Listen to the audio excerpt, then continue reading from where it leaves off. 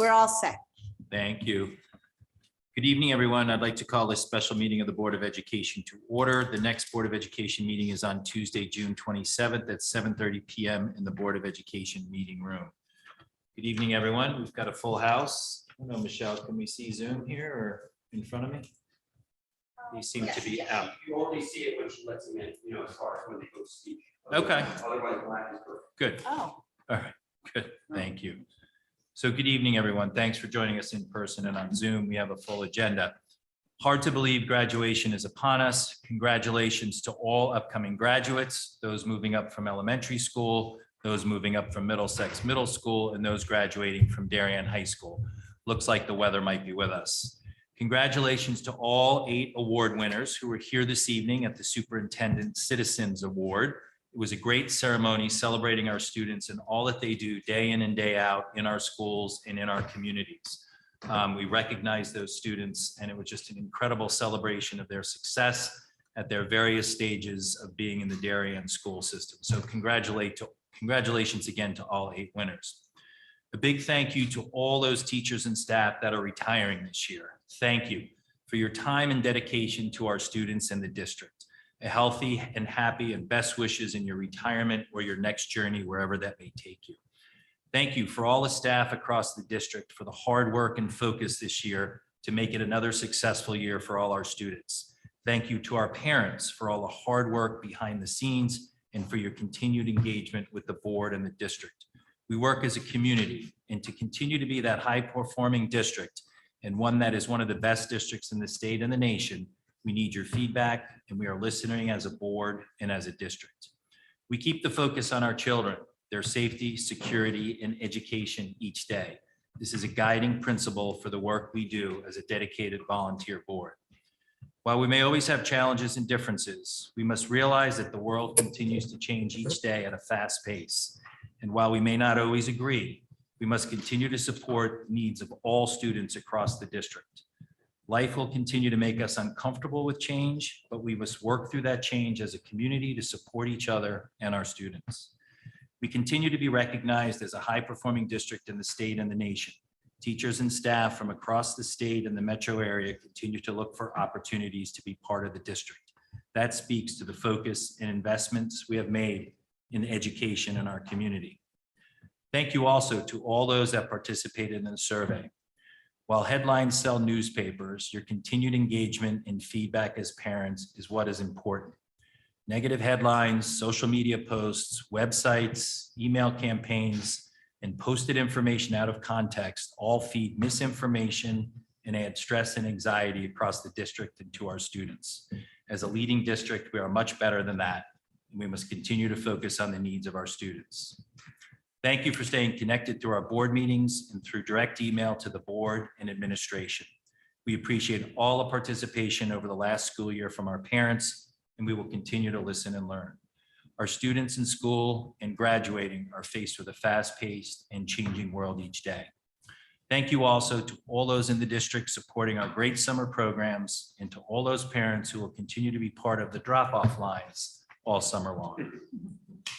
I hope you take some time this summer to spend with family and friends. And as my daughters would tell me, Dad, be in the moment, put the phone down, iPad down, and close the computer. Create a memory and be in the moment with your family. So thank you and have a great summer. We'll move on to Michelle, public comment. if anyone in person would like to participate, please wait for the chair to recognize you. We will do people in person first. Please. Thank you, Mr. Dunn.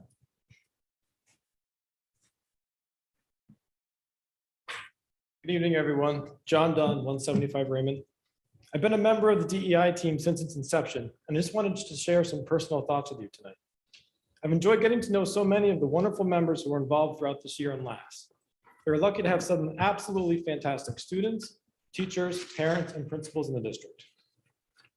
However, as we discuss the findings, it's important to mention consultant Mr. Ken Shelton, who co-facilitated multiple meetings in the spring of 2022. Mr. Shelton turned out to be a divisive figure within the community, blocking many parents, including DEI team members, on his professional social media accounts. Approximately 1,000 parents and community members voiced their opposition to him in a petition. And despite this feedback, the administration was adamant that Mr. Sheldon was the only consultant to do this work. We all know how that worked out. As the board digests its findings tonight, I would encourage them to observe the lack of quantifiable recommendations in it. While qualitative advice can be additive, we need to understand how we could evaluate these recommendations on a defined frequency after they are potentially implemented. Specifics for that are missing. Additionally, I had hoped the report would have spent more time on what is working in our schools rather than just keep seeking to identify problems.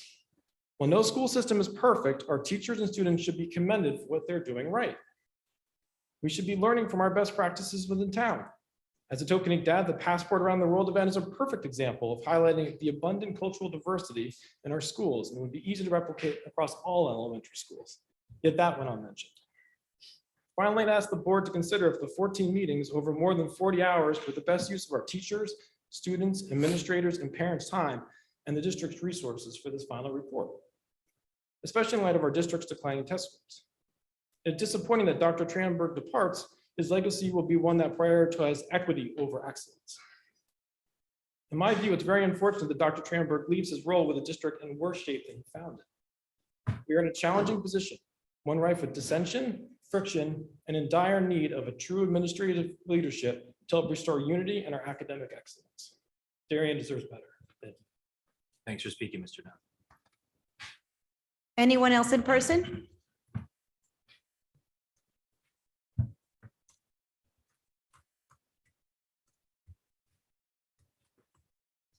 Hi, Diane Urban, 10 Crane Road.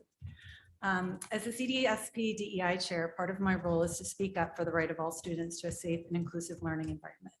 Related to tonight's equity team presentation, I am sharing a small sample of powerful comments from students to remind us that they have been asking and waiting for change. In June 2020, a change.org petition with over 2,000 signatures asked Darien schools to provide resources and training from groups and perspectives that are underrepresented in Darien.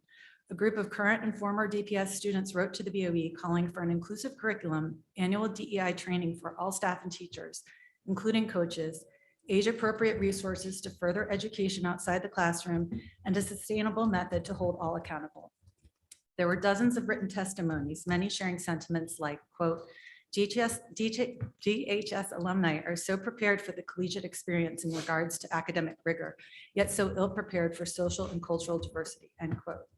Other students shared how it is difficult to be different in Darien, including lack of representation in the student body, the staff, the administrators, and the town. They note lack of knowledge, insensitivities, bullying, microaggressions, and racist slurs. On October 12, 2021, following a threatening, misogynistic, and anti-LGBTQ+ vandalism event at DHS, community members stood before the board asking for change. Among many disturbing incidents, one student talked about slurs and a can that was hurled at her face. She said, quote, previously I did not go to anyone to report these issues because I thought it was hopeless and that nothing would change. But now I am asking you to please hear us out and give us hope back, end quote. A Black and Native American bisexual alumna shared that she had been victim to countless racist, sexist, and homophobic slurs and actions. She stated, quote, now it is time for all of us to step up as a community and change the way the town interacts with anything it deems as different, end quote. On June 14, 2022, several students spoke up at the BOE about mental health and a need for culture change.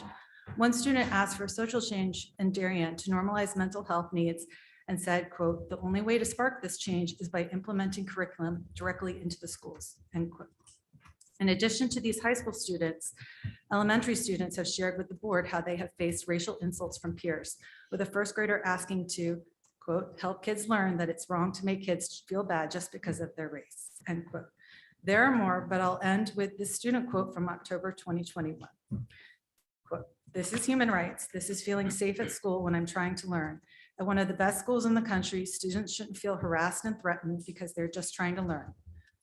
She goes on. You're almost that time. I hope that you can hear the young voices tonight and show us that you care and show us the change that we are looking for. I hope you listen to the presentation tonight with their comments in mind.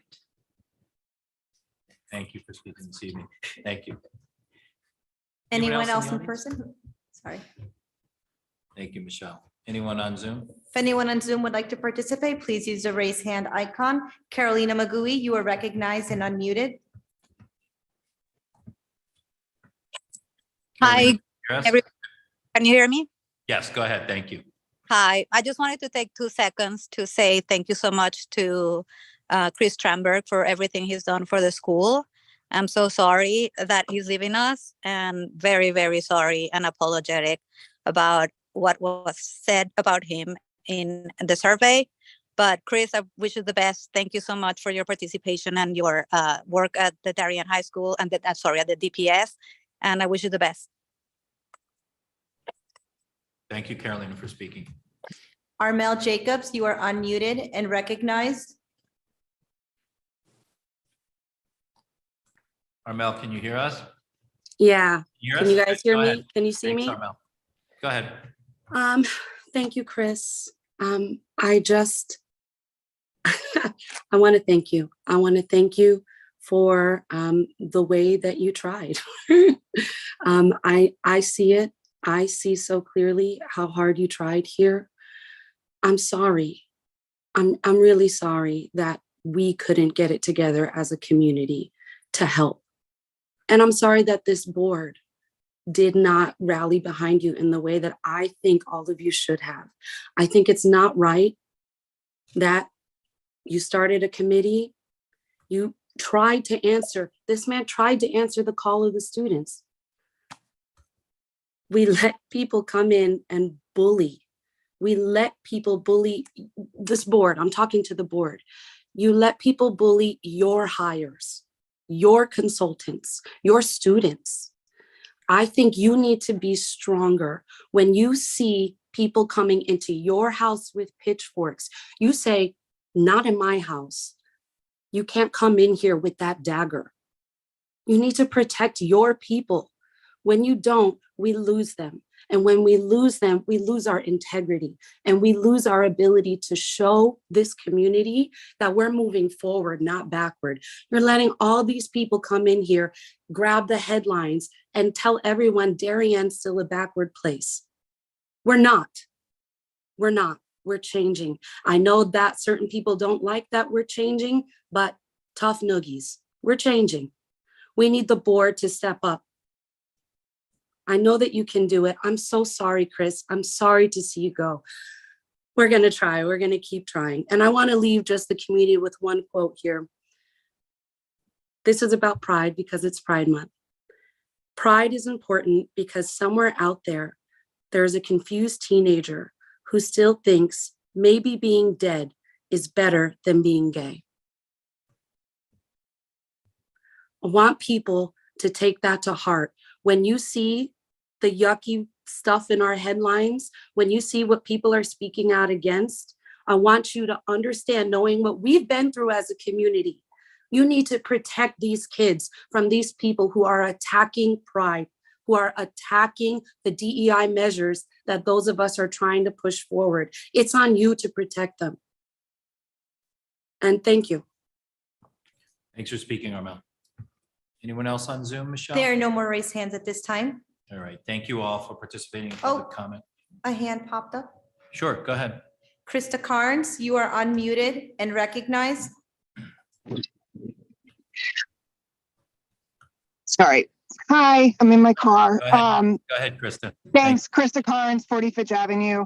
I just wanted to say that I appreciate what everybody just said. And as a member of the DEI district team, I want you to know that a few voices that had predetermined what they wanted to take out of it and convey and shut this down from the beginning is not the full representation of the people who participated, and that the overwhelming majority of parents, teachers, administrators that participated in the committee really do want to go forward. So if we didn't make the strides that we made, that we might have wanted to make, it does not negate the work and the call that we have been asked to do. And we have to keep moving forward bit by bit so that we can make a difference for the kids that are coming next. So just keep that in mind, please. Thanks for speaking. Yep. Anyone else on Zoom, Michelle? Teresa Vogt, you are unmuted and recognized. Hi, Teresa Vogt, 22 Circle Road. I just want to make one comment. I read the results of the communication survey, And while I definitely agree with some of it, namely Aspen, I saw some comments on there that I found really disturbing in relation to Chris Tramberg. And I've lived in this town 21 years. I know the words there do not speak for the majority of people from Darien, but I will say what made me sad is that people thought it was okay to actually put those words down in black and white and submit them. I just want people to know that's not the Darien I know. And Chris, I wish you well. Good luck. Thanks. Thanks, Teresa, for speaking. Anyone else on Zoom, Michelle? There are no more raised hands at this time. Hello, Thank can you Move hear on me? to- Hello. We can hear you. Your name? Hi, I'm sorry. Karen This- Cummins? Yes, for some reason, I cannot find my hand raiser. I've used it before, but it's disappeared Go from my. ahead, Karen. Hi. Go ahead, please. Thank you. Karen Cummins, 19 Point of Woods Road South. I was on the DEI committee. I too want to thank Chris Tramberg for his Herculean effort and leadership. It is no small task. It's very complicated, and I think he did an amazing job. I also just want to voice how important I think it is that we have a diversity, equity, and inclusion program. I think it's critical that we continue the program in the future years. We only scratched the surface. It's not easy to do and to do right. I would certainly advocate for an outside expert to come in to help guide these conversations. And I really do appreciate all of the parents and the students and the administrators and teachers who participated and their devotion to it. But I just want to express my deep desire for this to continue and for the board to support a DEI program going forward. Thank you very much. Thanks for speaking, Karen. Anyone else on Zoom, Michelle? I'm going to give it a second. There are no more raised hands at this time. Thank you, Michelle. Thank you for all those that spoke. We'll move on to the superintendent's report. Good evening, everyone. Thank you for coming out this evening or in person and online. I'll just reiterate a couple of things Mr. Chairman remarked on, only because we are live and it's also being recorded here. I'll just name the recipients this evening real quickly, just one more time, of the Superintendent's Awards, just for the record. In the Hindley School, Summer Erickson. In the Home School, Emma House. In the Ox Ridge School, Emma Wang. In the Royal School, Julie Graziasa. In the Tokenique School, Jack Stricker. In Middlesex, Jack Nolan. And at the high school, Sophie Shu and Shafa Salman. So we congratulate all of those recipients who you see before you this evening. Mr. Chairman also recognized the retirees, and I do so be a little bit repetitive also. You can see the names real quickly here will be coming up of all of our retirees this particular year. This year, we pause to celebrate the significant accomplishments of faculty and staff members you see before you, and to recognize and thank the 17 retirees for their significant contributions to our children and to our special community.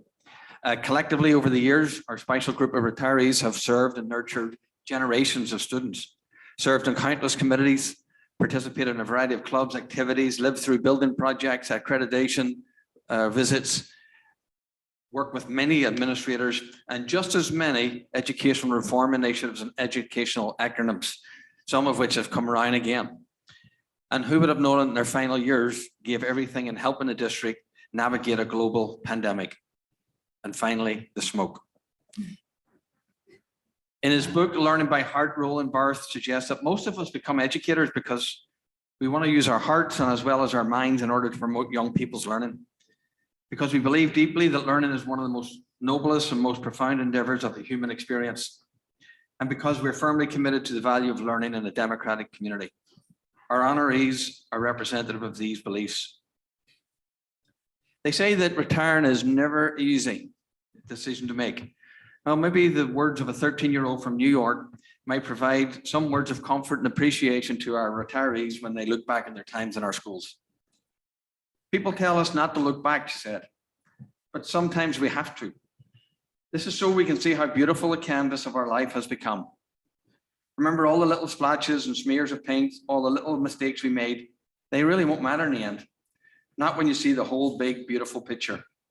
A special thank you to all our retirees for the color, texture, and form that you have brought to the Darien Public Schools. And if I may say on a personal note as you leave, may the road always rise to meet you. May the wind be always at your back. May the sun shine warmly upon your face and the rains fall softly upon your field. Until we meet again, may God hold you in the palm of his hands. Farewell, colleagues, you will be fondly remembered. Please join me in a warm round of applause and appreciation of our retirees' dedication to Darien Public Schools, and most importantly, for the care and love for our students.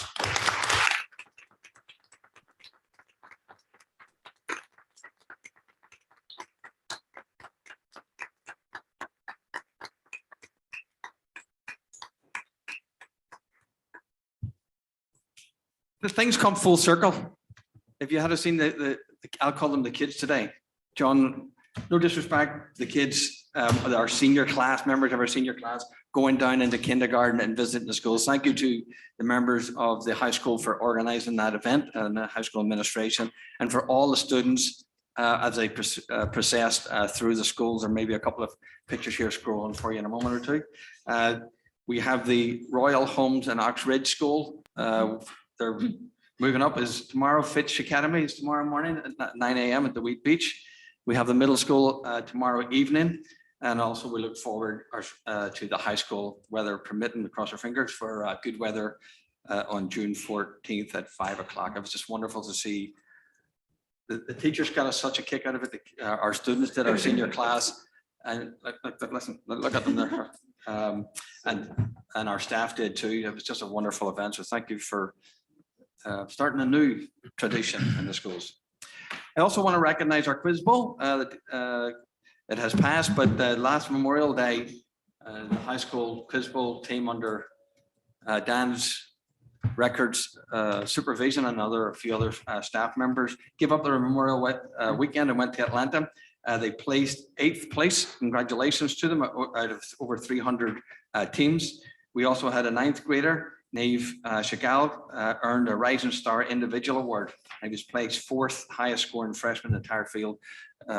This builds on the recognition of our young people at the middle school, and it's just wonderful to see that continue to grow. Kids be recognized, staff giving up such weekends to actually go. So thank you. Darien Summer School and Extended School Year is about to start on June 26th. We will have for ESY, for those eligible for transportation, those notifications will go out this week directly to the families. If you still want to register, you still may register online. It's still available. Congratulations to our Performing Arts 308 at the 308 Halo Awards that recognizes the performing arts of students in schools across Connecticut. My understanding is, Ms. Best, that we had for Best Chorus for Newsies and Best Performance by a Supporting Actor in a Play, Aidan Kennedy as Caliban in The Tempest. Congratulations again, one more time for 308. Our spring athletics is also up and running and concluding, and we congratulate the Darien boys volleyball for FCIC and state championships, the girls tennis for FCIC championships, the girls lacrosse for FCIC championships, and I believe we have a game tomorrow evening. So we wish them good luck there too. A special thank you to John. He sits on the board with Schwaha for their significant contributions to the board this year. We look forward to Schwaha returning in the fall, and as we have done before, and as the board has recognized, we wish John well as he heads off to Yale in the fall. Congratulations, John. Upcoming board meetings, June 22nd, we have a finance subcommittee. The 23rd, a communications subcommittee.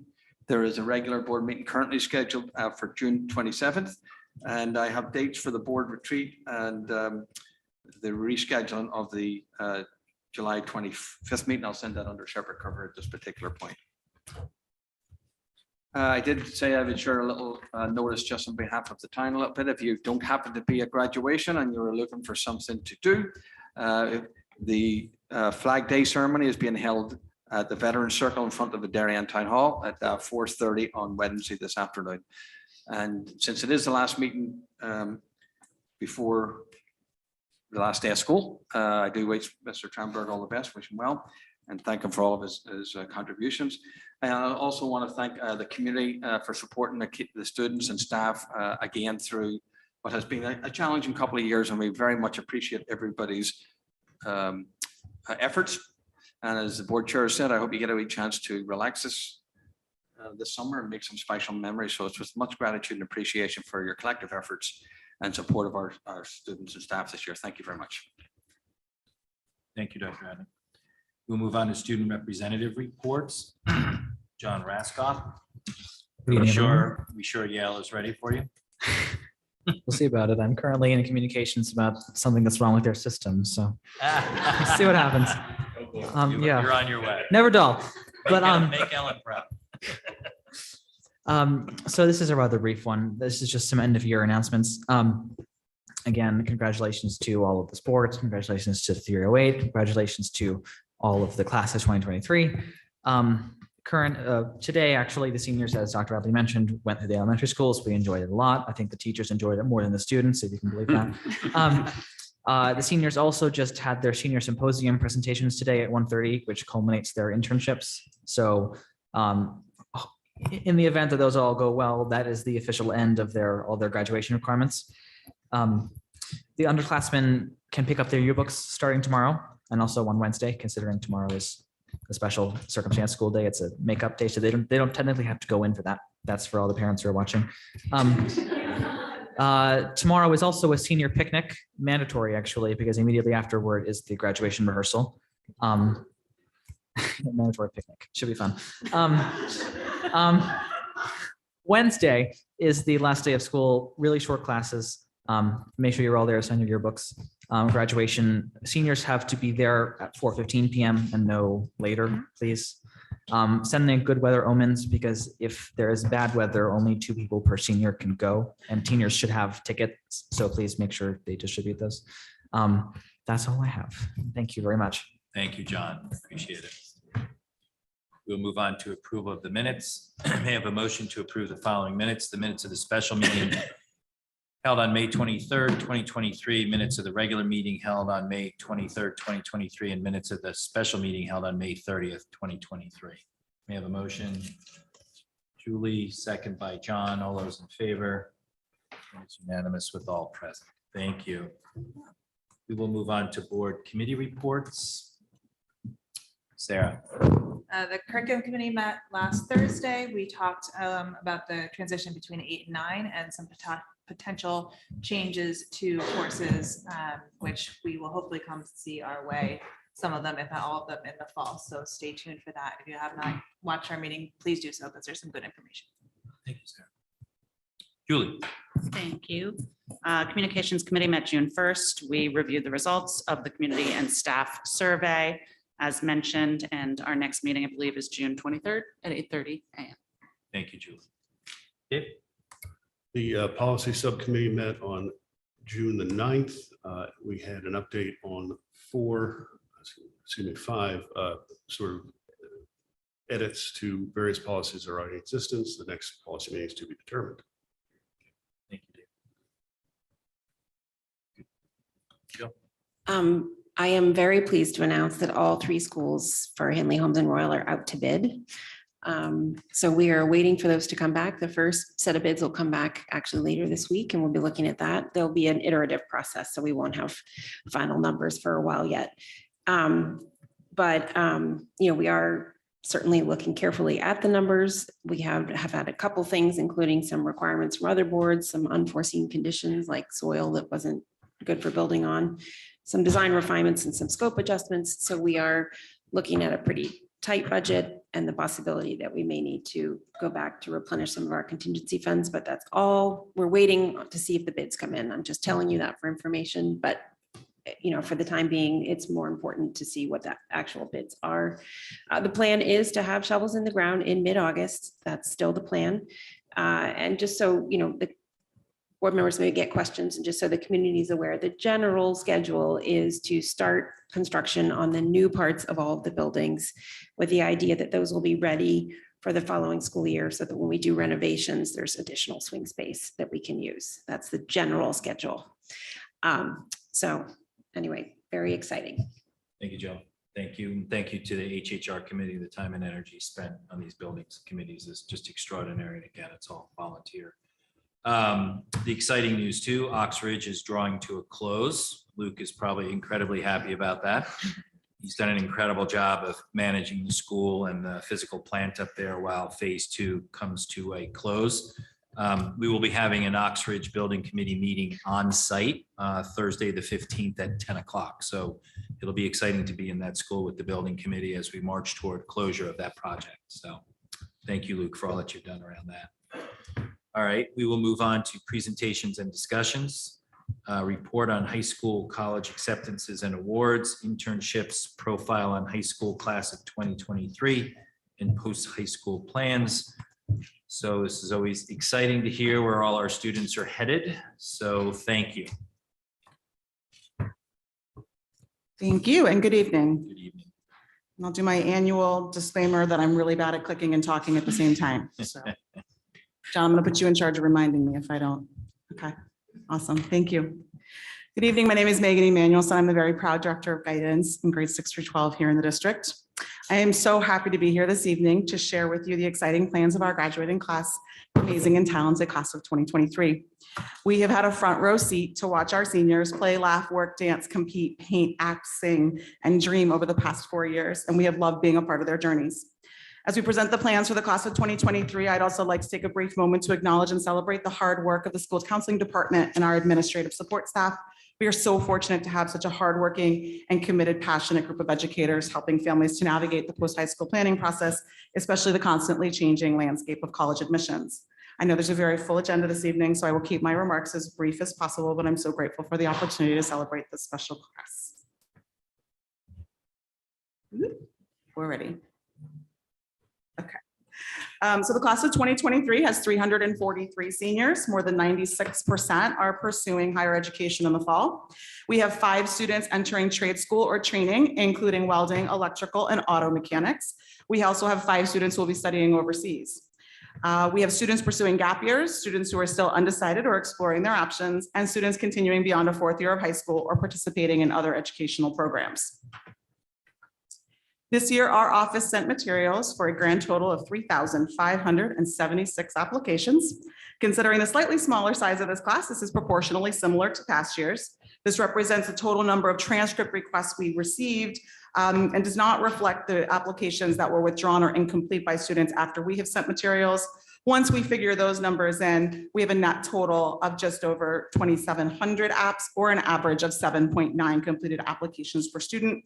And the number of average completed applications is also consistent with the past 4 years. Our students will be enrolling at 135 different institutions in the fall. Once again, we did very well in the early decision pools. About 51% of the students applied under a binding early decision plan, which is similar to previous years. 53% of the students who applied at the early decision were accepted. And overall, as you can see, the early decision data has remained relatively consistent over the past 4 years. You will notice in your packet that the total number of ED apps, 209, versus the number of students applying early decision, 174, is different. The difference is the number reflects also early decision 2 applications.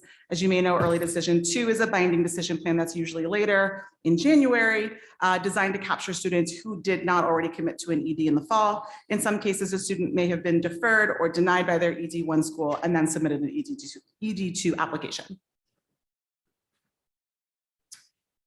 So this is where we had the most applications both this year and over the last 4 years. There's not a lot of big, huge surprises or changes here. This list remains fairly consistent over time.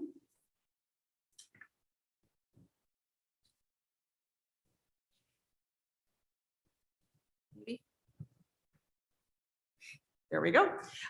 So this is the most attended. Again, a few new schools on this list. We expect a little fluctuation, but no big, huge surprises here either. In terms of geography remains fairly stable as well. We have about a quarter of our students who will remain in the New England area.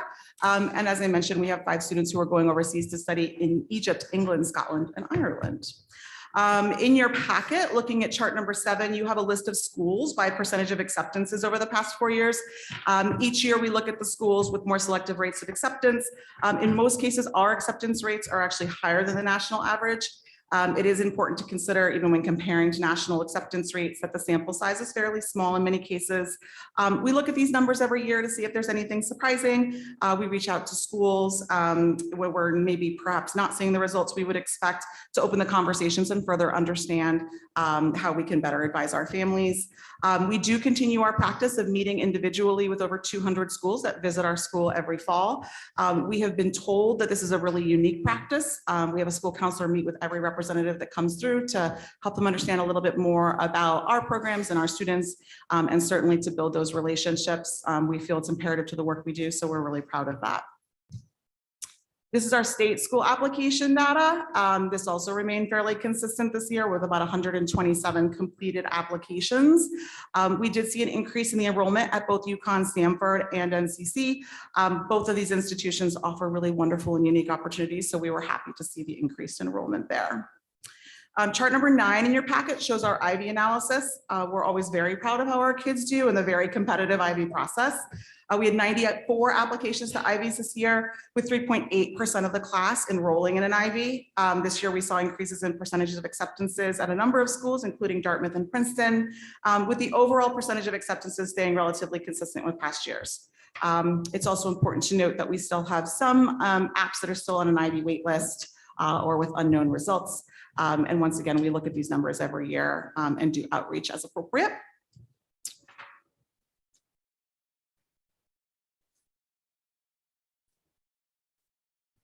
There we go. So this is a look at a longitudinal 4-year look at GPA and SAT and ACT scores. And as you can see, it's really consistent over time. One note on chart 11 in your packet, which is the summary of school by school, just to help with the interpretation. The net apply reflects the total number of transcript requests less the incompletes and withdrawn applications. And if you go from right to left, when you add the acceptances, denies, and wait lists, it may not add up to the net apply because it does not include applications that are still listed as deferments or unknowns. The numbers may also include students who perhaps were on a wait list and then accepted, or on a wait list and denied, so they may be listed in 2 places, but we did just want to represent the data that we thought might be most valued by the public. So gathering some additional information from our students, and the results were interesting. So these were, we always want to know about special programs. So 33 of our students reported that they were admitted or will be participating in special programs. And you can see a list of examples of the kinds of things they'll be doing, including honors programs, audition-only programs, dual degree or accelerated programs, first-year study abroad opportunities, ROTC, and other prestigious programs specific to the college, such as selected engineering or business school programs. Here's a little bit of information on wait lists. As you can see, just a small handful of students said they would change their plans if admitted off a wait list. And then these were career clusters, the top 2 career, the numbers represent the top 2 career clusters. It's always interesting and valuable to learn what our students are interested in studying. You can see that there's a wide variety, and we are so excited to see where the journey takes them. So thank you for the opportunity to share the impressive accomplishments of this class, and I'm happy to take any board questions at this time. Thank you, Megan. Thanks for continuing to compile all this good information. So it's always exciting to see at the end of the school year. Thank you. It sure is. Well done. Board questions? Dave. Sorry, Dennis isn't here, so I'm going to try and jump in. He's always nice to me, Dave. Nice to you, Megan. Just teasing. Okay. Channel your inner Dennis. Dave, you have 1 minute. If Dennis were here, he would very nicely ask, what are we doing to gather data or metrics for people once they leave district, and if anything's changed so far this year? Dave, could you just? Yeah. Yeah, we didn't. Was that not? That is Oh, his- sorry. That is his annual question. Thank you. Yeah, That's it it. is. Okay. Yeah.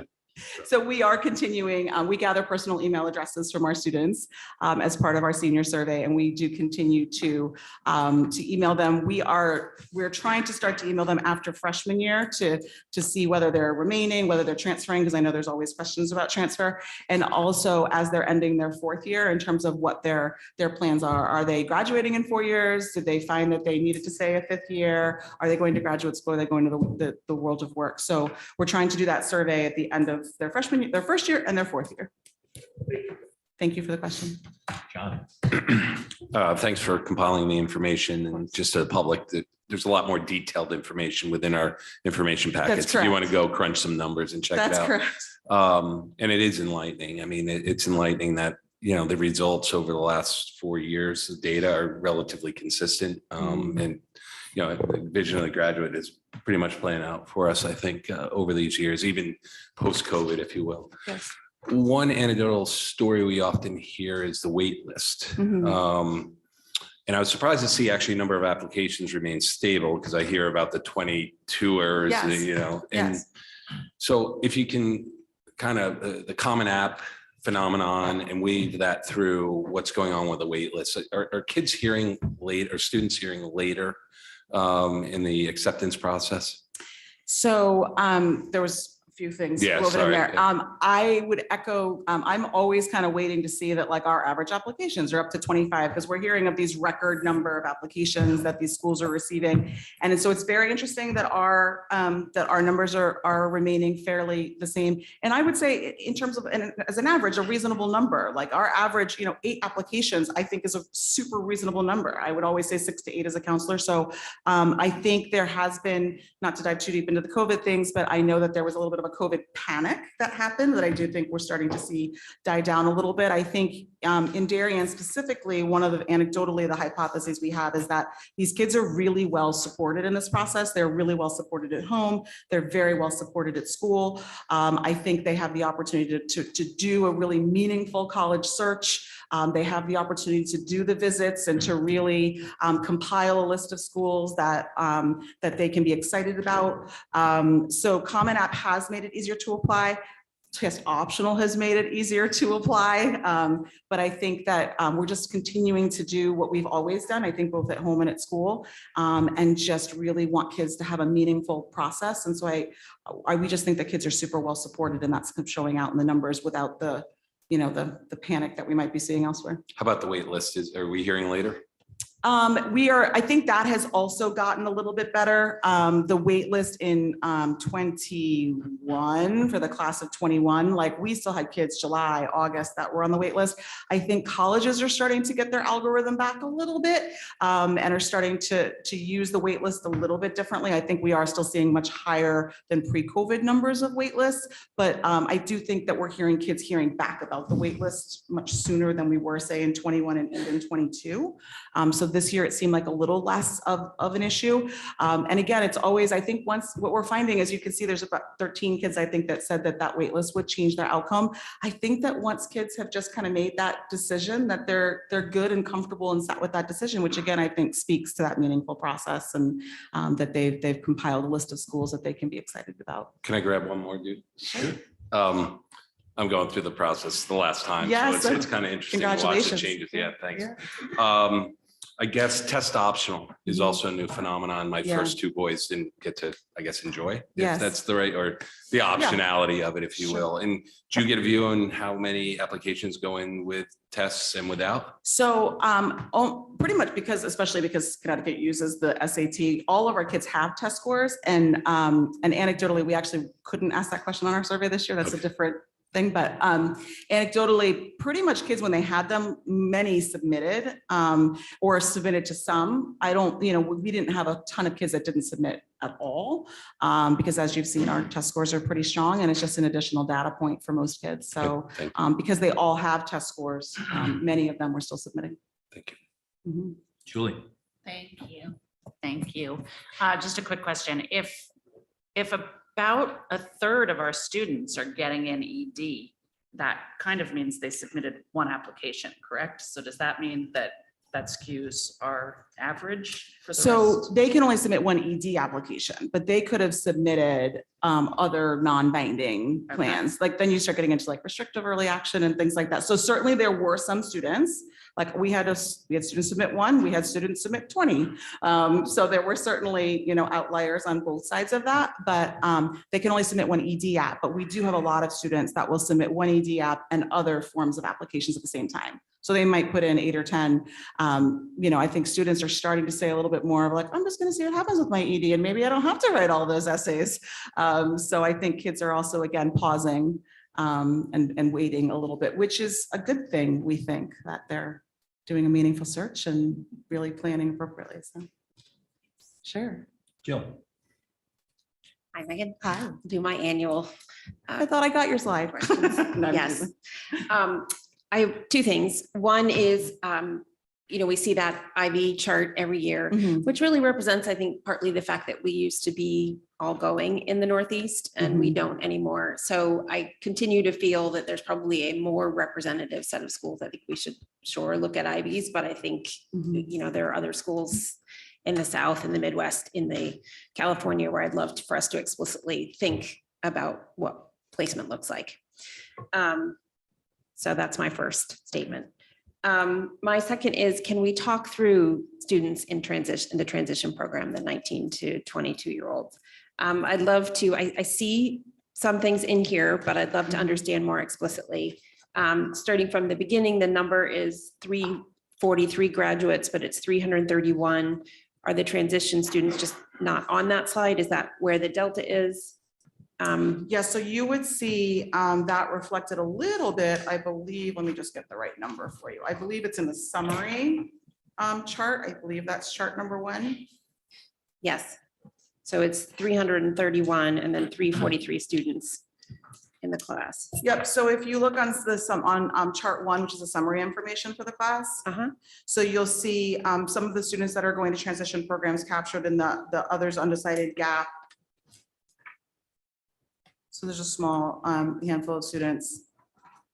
And sometimes in the unknown, it really depends on where they are in that planning.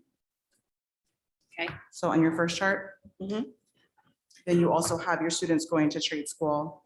Yeah, there. Okay, and so when we say 135 institutions, that encompasses the whole universe of trade schools, maybe a transition plan in an institutional setting, and colleges, or 135 is traditional? To be honest, I believe that refers to 4-year schools. Okay. And probably in 4-year and 2-year schools. I'm happy to try and gather the data of how many other educational opportunities are in addition to the 135, if that's helpful. Okay, and then can you talk about that special program slide in more detail, please? And then before I leave off, because then I'll be quiet. We heard from we as a board heard from a member of the public, and then I heard as I walked in the door from another about our transition programming. And I think this is always touches on it, but I think we really do need to, at some point as a board, really thoroughly talk about what our transition plan looks like. What's the strategy? So this is a formal request to get that on an agenda item in the near future, please. Okay, thank you.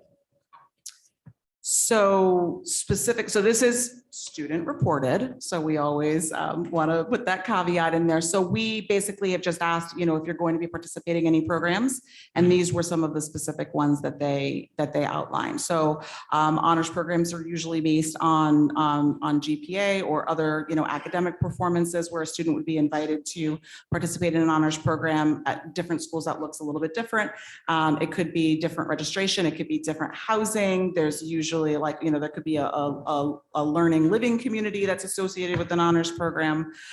First year study abroad programs, we're seeing this come up a little bit more, where students are offered admission, but they're offered admission on a campus abroad for their first semester. So instead of coming to the stateside university campus, they would do a semester at the university's program overseas, and then join the US branch, the US campus in the spring. So we are seeing that come up a little bit more. So that is actually being used almost as an admission tool, that if you would like to come here, this is an opportunity. So it's usually an offer to a student, not necessarily a request by a student to do that. We've had, again, living learning communities. That's usually specifically based on a specific interest or area of study. So you might have a STEM living learning community where they're sharing a major or an area of study and living in the same dorms. That often comes with guest speakers and workshops and maybe an extra class. So students are invited to be or can apply to be a part of that. Research fellowships are just some really unique opportunities. As you know, at the high school, we have our ASR program, which allows students to have a really unique and unusual opportunity to do really high level research from throughout high school, which is creating some of these opportunities for them to continue on at the university level. We have students who are applying for and receiving our OTC scholarships or participating in the programs. And so that is part of their responsibility at school is to train with a branch of the military, and usually involves a service commitment afterwards. We had students this year that were actually really excited that they had applied to special programs at schools for academic support.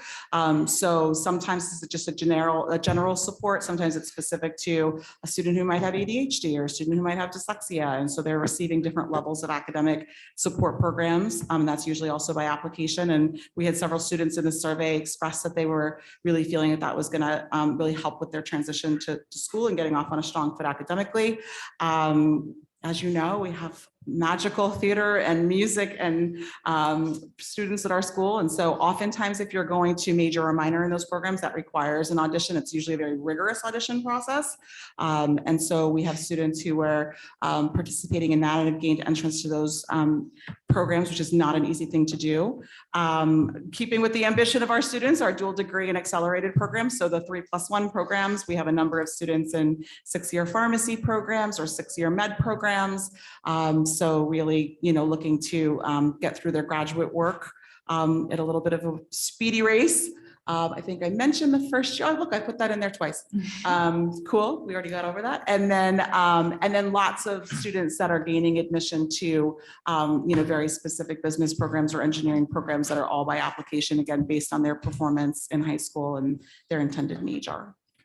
I hope that helps. So Megan, just as a follow-up Yes. to what Jill was saying, Yeah. and I think there's some good questions and some information we got from constituents, but you look at all these great schools, and I think what I'd like to see on a go-forward basis is, this is great, but we've got a whole group of kids in transition. We've got a group of kids with IEPs, 504s, we have kids with disabilities. So you've got all these great schools listed.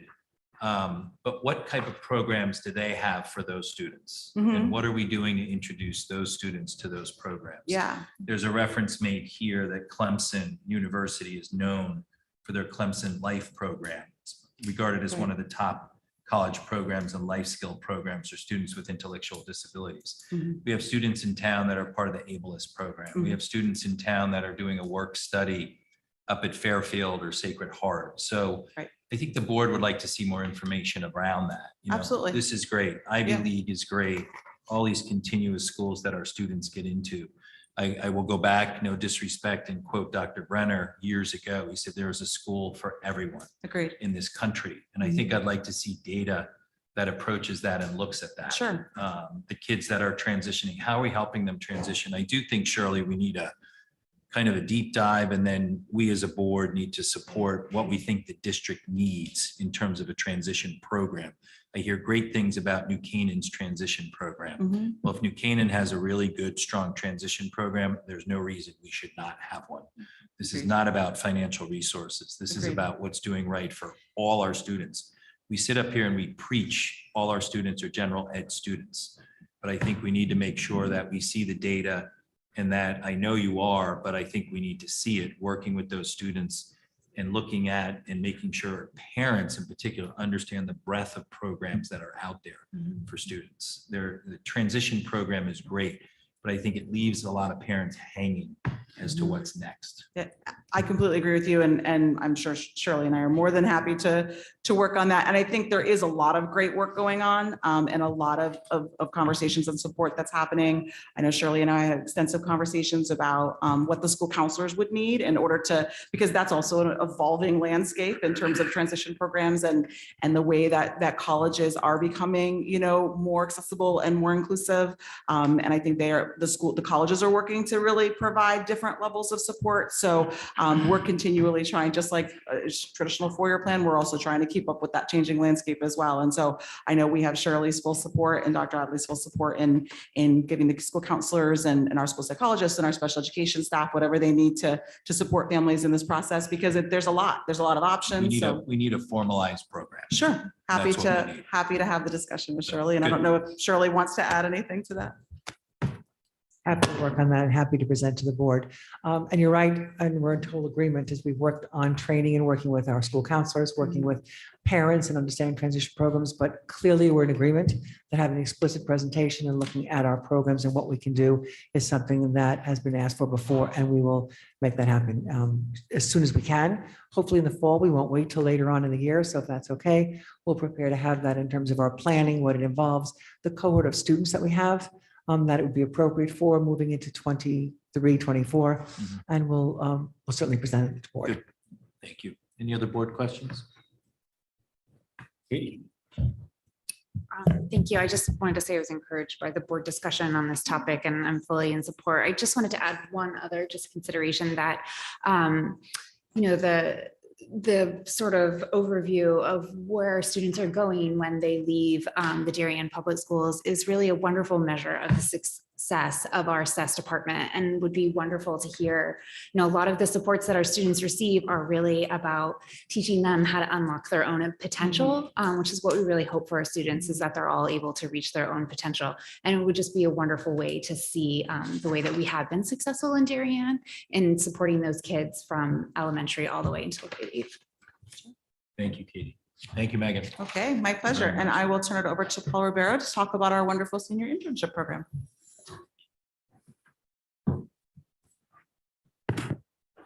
Thank you, Megan. I have a couple of seniors who are going to be participating by sharing their internship experience with us towards the end. So I will be brief with my remarks with the slides about the internship. Before I get started, we would not be able to have the internship without our two faculty advisors, Ann Branca and Matt Bukta.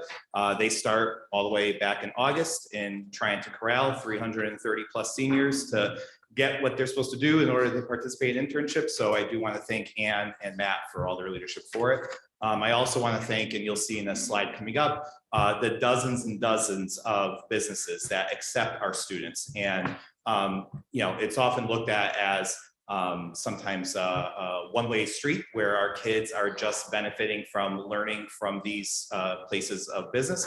But the reality is they obviously get a lot of it too, a lot of benefit too of having our students there. So I do want to thank them. And lastly, I want to thank our faculty who serve as faculty mentors in order to help ensure that our students are having positive experiences and are safe while they do their internship. So just as a quick summary, our internship starts right after AP exams. Around this year was May 15th. It lasts up until today, as John mentioned before, with the senior symposium. Interns will go for about 30 hours a week, taking any information that they're learning and having journals, daily journals that they are able to share with their faculty mentors, and collecting information as they go along. It culminates in a senior symposium, which we had today. And again, it was about over 330 students. We did have a handful of students that selected not to be part of the internship, and they stayed back in school and went to classes and also worked on a senior project individually with faculty mentors helping with that too. The next two slides talk briefly about the dozens of businesses that we have. Both Ann and Matt keep track of this from year to year. And we make sure that we try to keep very positive relationships with these areas of business in the tri-state area, and also try to cultivate future ones too moving forward. I think the clicker needs a new battery. Why don't I ask Shafay and Sophie to come on up and start sharing some of your experiences while I try to get the clicker to go to the last slide. So Sophie, why don't you go first? Hi, so I'm Sophie, and I did my senior internship at the law offices of Stacy TA, where I specialized in special education law. And I chose this internship because I have often been told that because I like to argue, I would make a great lawyer. And I couldn't be sure of this statement because I obviously have not had anything to do with law in my high school experience. So I thought this would be kind of a make it or break it experience where I could decide for sure if I want to become a lawyer. That has not been the case, but I have learned a lot about law, about the differences between advocacy and actually being an attorney, as well as a lot about special education, which I actually found that I'm very interested in and have quite a passion for. And at the same time, I want to thank my internship supervisor, CCTA, because I think on top of all the things about sexual education, about law, giving me all of this great filing work to do, but also giving me new bills that are passing through and having me read them and discuss them with her. She also taught me to really be an active member of the community. We had a lot of discussions about that. And at the same time, she taught me that as important as work is, it's also very important to be taking physical, emotional, and mental breaks. And as a certified workaholic, I think that this was a very important lesson to me. And I actually found that I enjoyed my work better after taking walks with her dog or going out for lunch with her. So I think that internship has not only taught me a lot of pre-professional knowledge, it also taught me to become a better, more involved citizen and be a better worker in general.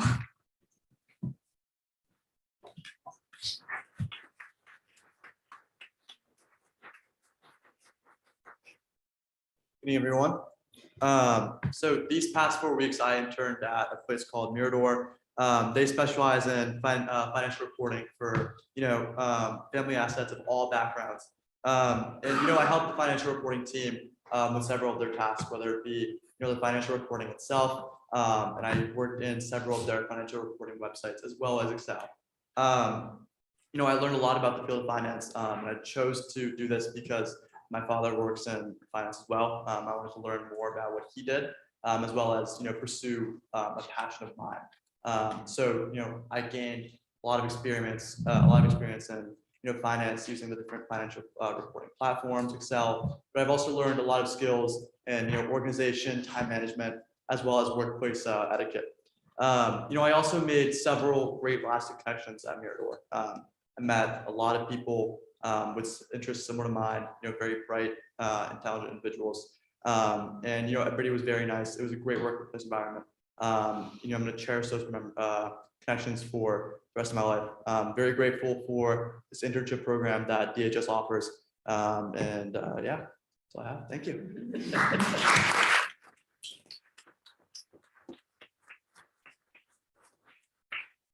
Round two. Oh, is this on? This is not quite loud enough. I'll be loud. It was on, it's good. It's on, okay. There we go. So I interned at Middlesex Middle School teaching choir, which is, since music is the field that I will be entering into, I thought it was useful to learn how to, because I eventually will be planning to go into music education at probably the collegiate level. So I thought, learning how different people learn, and, because I've been at the high school and the middle school was a long time ago, I thought I would refresh myself. And I definitely gained a new respect for teaching at the middle school, especially in this new environment. And also, I gained an additional perspective on what what it means to be a student. What I did primarily was I was the rehearsal accompanist for all of their songs because I came in right before their spring concert, which was the first Thursday of the internships. So at that Thursday concert, I was their pianist for several songs. And then immediately afterward, we were doing concert evaluations, and I helped a lot with coordination, and I still continued to run warm-up pianos. I produced a lot of documentation. For example, I notated all of their warm-ups in a giant packet that they can now give to students at the beginning of the year.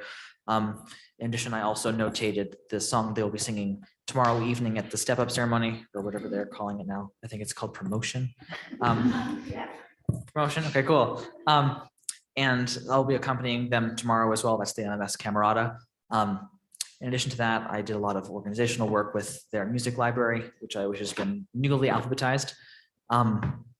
Through this internship, I learned a lot about the kind of interpersonal nature of what it means to enter a career in music, because I've always been very much kind of away from that aspect. I've always been in the kind of production aspect of it. And it was interesting because especially now going into an environment that is all about human connection and patience and things, I think it was really a good experience for me, especially because it helped me to learn how to communicate with a lot of different types of people. So I'm very grateful that this program gave that to me. And I wish all the students who I'm now good friends with best of luck as they enter DHS.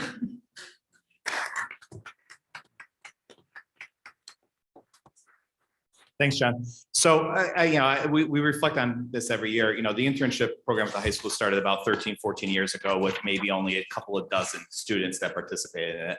And over the years, it's really manifested into some different formats. And it's gotten to the point now where we have over 330 seniors that will participate in this. So we're really looking back at its infancy to where it is today and hearing some of the things that the kids do. As an administrative team, it always amazes us and always makes us scratch our heads sometimes when we hear about the kid that was in the OR with the surgeon while the body was open, or just a variety of things that they're allowed to do and the real benefit that they get from it. So it's really worthwhile hearing the stories directly from the students, which is why we always try to invite a couple of students here tonight to share some of their stories. I'm welcome to take any questions if you have any about the program. Board questions? Sarah? Thank you. I stepped out. I'm sorry if this was answered. Do you ever struggle to find places for anybody? So sometimes students will, and that's when we encourage them to either work with, if they have identified a faculty mentor that they know they want to work with in the building to help them with something outside, or they're the two advisors for the program, Matt and Ann, will oftentimes help them too. So oftentimes people find things out either through friends of a friend or word of mouth, or sometimes they just do some cold calling and they know something somewhat that they want to do and they'll reach out and they're able to get it that way too. We start the process in the fall when the seniors meet with their school counselors in their guidance seminar, and we get them onto the internship program and start getting to think about that and what steps to do and how to reach out. And then it carries on throughout the year. Thanks. John? I was just going to say what an awesome and unique program it is, and seeing again to go through it and looking forward to my third doing it. I mean, it's just pretty remarkable. The list of businesses also and how the community buys into this is just phenomenal. So. Yeah, I mean, it's really cool. And again, just today, we were talking to two seniors that unfortunately couldn't come on the walkthroughs with us at the elementary school because their internship sites required them to come in today because they had work to do. And they were telling us about the experiences they had and how what they were doing this year was setting them up for jobs, not just this summer, but next summer also when they come back from college next year. So it really helps, for many of our seniors with that experience to build those type of relationships moving forward that we all understand as adults is important sometimes when going into the real world. And just saying, sometimes it can pave the way for a college internship for those out there. Absolutely. Thanks, Paul. Jill? So if I understand you correctly, it was less than 15 students who chose not to participate. Is that? About that. Yeah, a little bit less than that, but yeah, about that. We have some other students with other circumstances that weren't participating either one for their own individual reasons, but it was about a handful that stayed behind. Okay. So circumstances permitting you to answer the question, what did they do? And then my second piece of that is, I know the answer is yes, but I still want to hear it. That a lot of our children or students with more significant needs are also able to participate in the program. So the second question, yes, they are. And sometimes it's a modified version of it. Maybe it's not the full 30 hours a week, depending on what some of their needs are, but all of our students who want to participate are welcome to, and we're able to modify it for them. Do we have a high degree of participation? For that population of students, I would say yes. I mean, we do. Again, it varies depending on what their needs are, but we definitely do. It's a very small number of students that we're talking about, but yes, it is. Students are able to participate that in a varying degree. Regarding your first question again, I'm sorry. Just what the kids do. So for the most part, it's often misperception is that our classes are exclusive to a certain grade level. We have a couple that are like that, but many of our classes are very mixed, where it's a mixture of 11th graders, 10th graders, and so forth. So for those classes, students are expected to go and continue to go with the underclassmen that are still participating in, let's say, their pre-calculus class or their physics class, things like that. For classes that are predominantly or 100% seniors, like a senior English or a law and government class, which is a senior requirement, those classes look a little bit differently, where students might be participating more independently or working with their teachers one-on-one. In some cases, those students also did a project this year where they spent time working independently on a subject that they wanted to learn more about with a faculty mentor. So for example, two students that participated in that, one found a genre of music that he had never heard of before, and not only researched it, but then also created music in that genre based on what he was learning. And that was his independent project. Another student learned how to read and, or learned how to, learn how to read the numbers of a dead language, basically, that of, I think it was Sanskrit is what he did. I can't remember exactly what it was, but, and did that as his independent project. So it really varies. We want students to kind of pursue things that they're interested in themselves. Okay, thank you. May I add one thing to that? Paul, just to add to Jill's question, if we have students who are participating in the internship that require a level of support, we're able to provide that, and we design that internship with that in mind, and it's very successful. Thank you. I mentioned it at the last meeting, but I will mention it again. Thank you, Shirley. My daughter participated in it, and Luke. Now she wants to be a teacher in the ELP program at your school. So you've got yourself some trouble on your hands. So, but she actually said she wanted to do the senior internship program.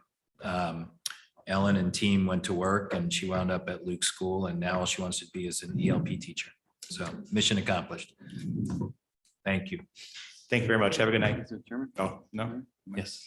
I just wanted to recognize that both of these staff members have been integral to the counseling program from its inception, essentially. Paul led that off and handed over the baton in good shape to Megan, and Megan has run with that. And I want to recognize that this is the last time either of them will be standing in this capacity. We wish Paul well as he goes to be assistant principal up at Newtown High School, and we thank you, Paul, for your leadership. Megan, wherever you are back there. We thank you for all of your leadership. I will say, particularly over this last couple of years, you've led with a steady hand and a caring heart, both of you, and have seen you both sacrifice your own family time and everything for our students. So it's we both stand together. I'm sure the board will enjoy me and congratulating you and thank you for all of your contributions in that department. We're glad that you're staying as a counsellor. We're thrilled with that. But thank you for everything that you have done and you continue to do for our kids. Thank you. Thank you. Thank you both.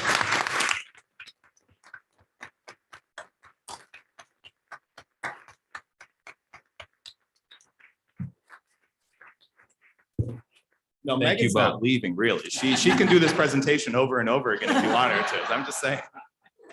Thank you very much, everyone. You'll We be appreciate lured it. into it next year, man. But thank you very much. Thank Have a you good night. both. Thank you both. All right, we'll move on to presentation and discussion on department chairs. Dr. Tranberg.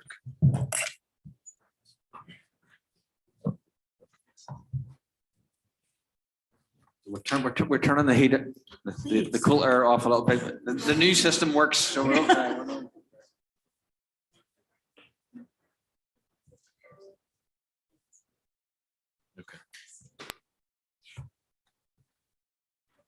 I went and got my chocolate. That's where I left. There's tea in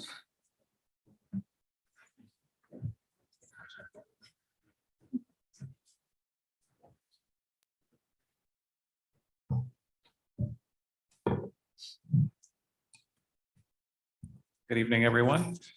We are presenting tonight on the role of the department chair.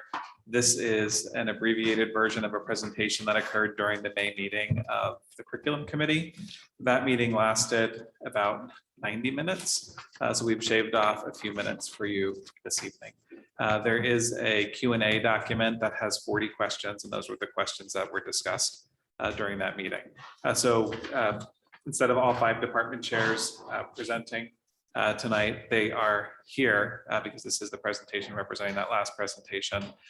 We are going to ask Mr. Janosko and Mr. Keeler to take on the bulk of that presentation. And if you could advance the slide for me, that'd be great. So this is just a quick overview of what we will be speaking about this evening. And as always, just making connections to our mission and vision, as these roles are important, and working closely with teachers to make sure the mission and vision happen for our students. And one more for me, this is just a framework that we used. And even though we have 5 department chairs presenting tonight, there are 7 because we have 2 special education department chair roles as well. I think Mr. Keeler will talk about that in one of his slides. But the basic idea of teaching and learning, hiring, supervising, and evaluation, and students and families, and how those three important things overlap in order to support our students. And with that, I will turn it over to Mr. Janosko to get us started. It's great to be here this evening, and I am Francis Janosko, the department chair for English for the middle school and high school. We have already heard that we're going to be representing our colleagues in this presentation, but I would be remiss if I didn't just call their names out, which is Mr. Dockham, who is our department chair for science, Christina Mauricio, who is our department chair for world language, and Dr. Bellows, who is our department chair for math. You all know them, you've seen them many times, but you know, I have to make sure that I give them their due diligence and their shout out.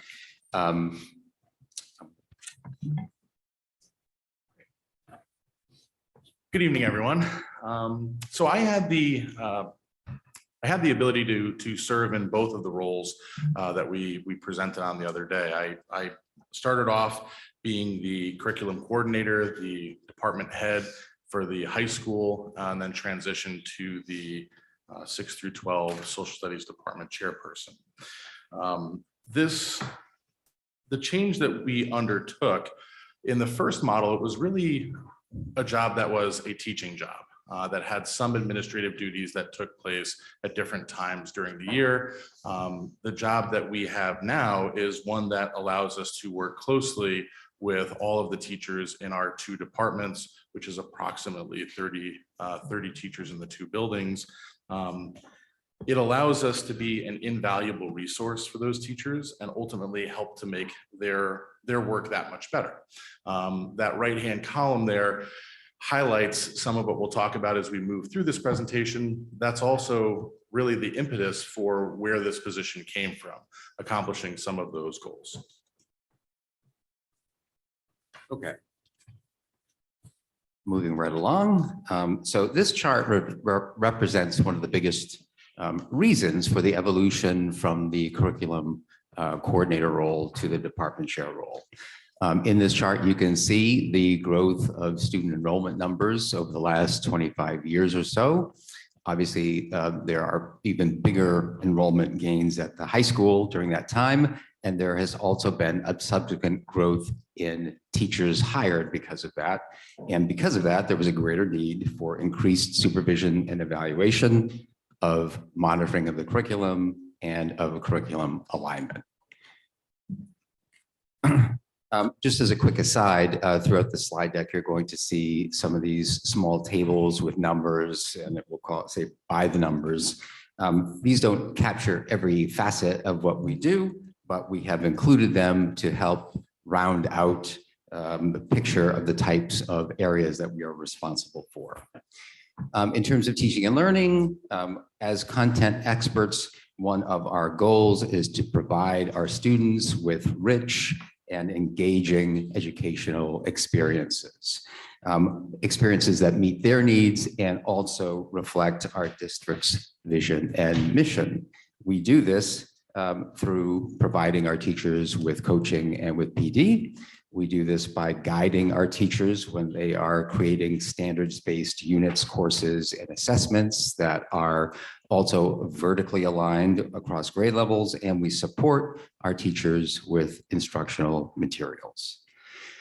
One of the things that, if you have been following over the past couple of years of our presentations to the Board of Ed's Curriculum Committee, you've heard the term understanding by design, or UBD, fairly frequently.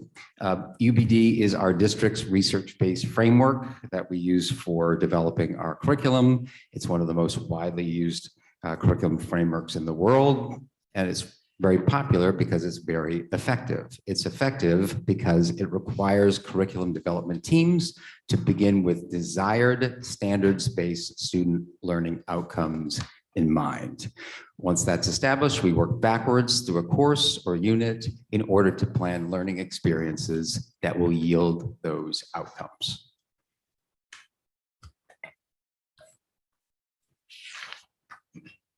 There's no more important factor in a student's learning than the person who's charged with teaching them. And for that reason, we take our duty as the hiring chairperson very, very seriously. We review candidates, we reach out to candidates, we coordinate basically every facet of this hiring process. We organize our fellow administrators to do screening interviews with us. We organize administrators and teachers to observe demo lessons, to have committee interviews. We work closely with building administrators and central services as well as HR as we get into the reference check and the final interview rounds. We take this work really seriously because we hire for excellence. And it's something that we put a huge amount of effort into, whether it's hiring for a long-term position or even a short stint that a teacher has to be out and we need long-term subs.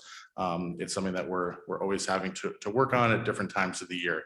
Sometimes it also includes bringing students in over the summer to serve as our classes when we have demo lessons, since everyone has demo lessons. Once we have hired, the important work of onboarding that new teacher comes, and we do this through orienting them to the different processes that the district uses, the different programs the district uses, and really acclimating them to what it means to teach and learn here in the town of Darien, and also to understand what those expectations are going to look like. We are also a primary evaluator for each of the roughly 30 teachers in our departments, in both the middle school and the high school. We work with them closely in observations. We have the added benefit of being able to talk with them as content experts.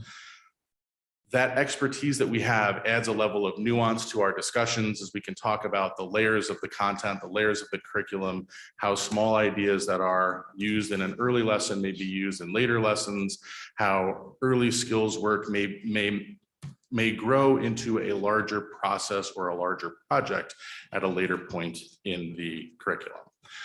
So we are a big part of both hiring, getting teachers acclimated, and then supervising and evaluating them once they are on our teams.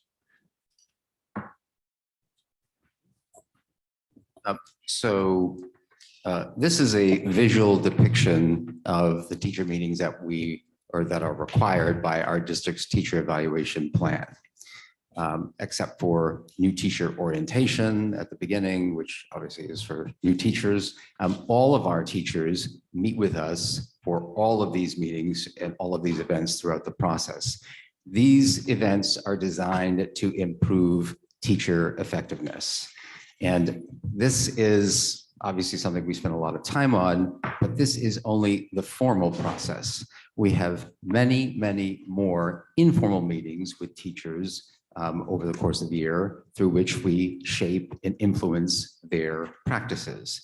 Our goal is to push our teachers to constantly improve their practice, which of course is a benefit for our students. So in terms of our focus on students and families, no work that we do is more important than we are communicating directly with students and parents. We are the main liaison between parents, students, and teachers, and we spend a great deal of our time counseling parents and students about courses, sometimes issues with courses, and with course placements. I'm going to give you an example of how this works, and it's going to be derived from our most recent presentation to the Board of Ed Curriculum Committee just last Thursday. So the purpose of that meeting was to share with the Board of Ed Curriculum Committee that next year we will be proposing an expansion of the number of grade 9 honors courses that we currently offer at the high school. At the very end of that presentation, one of the board members provided us with a very illuminating and useful comment about the role of our communication in trying to balance student learning opportunities with student wellness. We all have been talking about that since it's kind of something that has persisted in our minds. It's very important.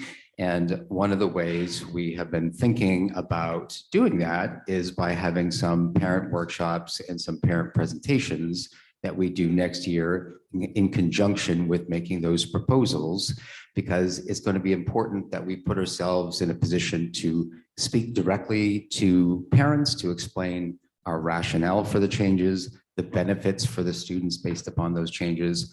But maybe more importantly, it's to equip parents with the kinds of questions and conversations that we have directly with kids all the time when we are giving them counsel when they're making course decisions. So we're hoping to bring that same spirit and share that with parents.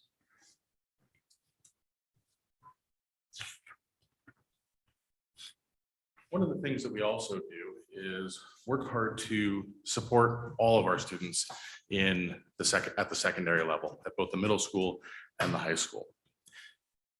We do this by talking with our regular ed department colleagues. In those conversations, we may help them to understand an accommodation that may be listed on a student's plan so that it can be fully implemented. We sometimes will be reaching out to case managers on behalf or with our department teachers to again ensure that students' needs are being met. Sometimes we work with our special education department chair colleagues. Again, we're ensuring that students are accessing the curriculum appropriately, making sure that they have the resources that they need in order for students to be successful. Sometimes it means reaching out to special education co-teachers who teach within our discipline so that they can have feedback and coaching on how they're doing. Sometimes it means reaching out to special education teachers who are teaching comprehensive classes in our discipline so that we can support them with help with the content or resources or the approach that they're taking, just like we would anyone else in our departments. The point of all this web that's here in front of you is to say that there's a lot of personnel that we interact with to ensure that all the students we have in our classes are having their needs met. That extensiveness of our interaction with others is also captured here with a list of some of the different circles that we work within. We work within a building administrative team. We work within a secondary administrative team, a district level administrative team. We also serve on a variety of district committees and building level committees, again, to support the mission, the vision, the plans, and the strategic plans that we have. We also are keeping ourselves abreast of changes that take place at the state level, and also keeping current with changes in our various disciplines. That comes through our participation in local regional councils devoted to our discipline specific work, or in larger national organizations that again give us that ability to stay current with what's happening in our fields. Okay, and then finally looking ahead. So, one thing that I'd like to talk about is that right now, one of maybe the primary thing that department chairs are working on that's a future step that will enhance teaching and learning within our departments. It's the transition that we're making from our department curriculum to the EduPlanet 21 digital curriculum warehousing platform. Now, the process of doing this involves much more than simply replicating what it is that we're currently doing and putting it into a new format. It's an opportunity to review and revise our assessments, our units, our projects, and our readings. And it also allows us to identify important other teaching and learning elements that are not represented in the current curriculum templates that we have been using. Students are already benefiting from that transition because we have finished units, we have finished courses already. And once the process is complete, the entire Darien public school community will benefit from greater levels of clarity, transparency, and student outcomes-based design. I'll give you just one final note about our looking ahead, which is the work that we've done, have done, started to do this year and are going to continue to do, which is to help to bring the vision of the graduate to life. This is an important district document. It gives shape to what we want students to be able to do when they graduate from our school system. And as an example, we did work with our teachers this year in using it for goal setting, talking through how they might bring some of these big ideas to life and how it might actually play out in their classroom. And so those are some of the examples of the type of work that we look to continue to do as we move forward. We thank you for the questions that were previously asked that we've gotten. I would encourage you again, there is a long Q&A document that follows this presentation, if that is helpful to anyone, and we are here to we're available to answer any questions you might have. Thank you for the follow-up to the presentation, both of you. Thank you for all being here this evening and for doing all the work behind the scenes. A lot of questions were answered from the original meeting around this, so I appreciate that. So I think from a board perspective, definitely we can open it up to additional questions while we have the crew here. I think part of what we wanted to do is gather as much information as we can, educate ourselves so that we can continue to have further conversations and see what more we may want to learn, or what other questions we may have, or suggestions as to how we want to see these roles work. So I'll pause there and I'll open it up for some additional board questions. John. Thank you. I watched the original presentation and that went into great detail and really appreciate all the data you guys have provided.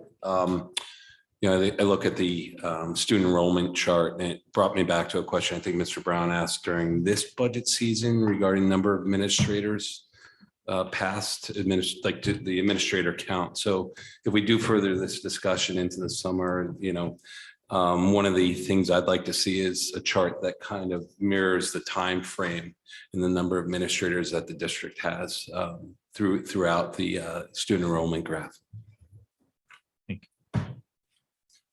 I would add to that the teachers, Oh, sure. I mean, just to have another I line. mean, while we're at it, maybe just total employees as well. Rich, I see your head down writing, but you understand what we're looking for. I'm surprised you can't answer right now. Give him a minute. Give him a minute. He'll put a slide up.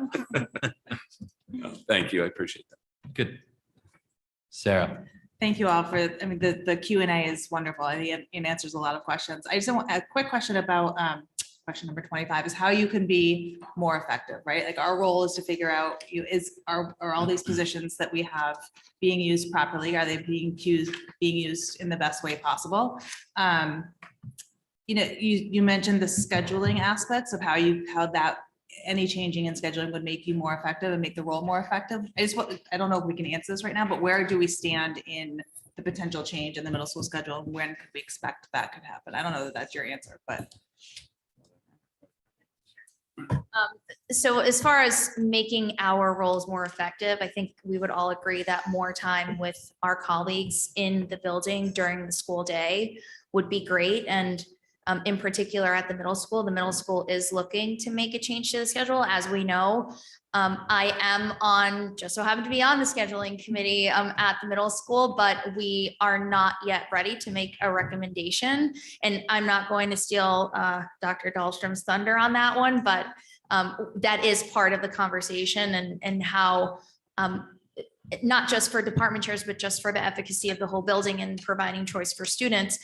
In so doing, it would enhance our ability to meet with our colleagues during the school day during a pre-established time. We already do that during PLCs, but it's one 45-minute session per week. So in order to meet with them more, we would have to make a change to the schedule, and not just with grade level teams, but with vertical teams. Yeah.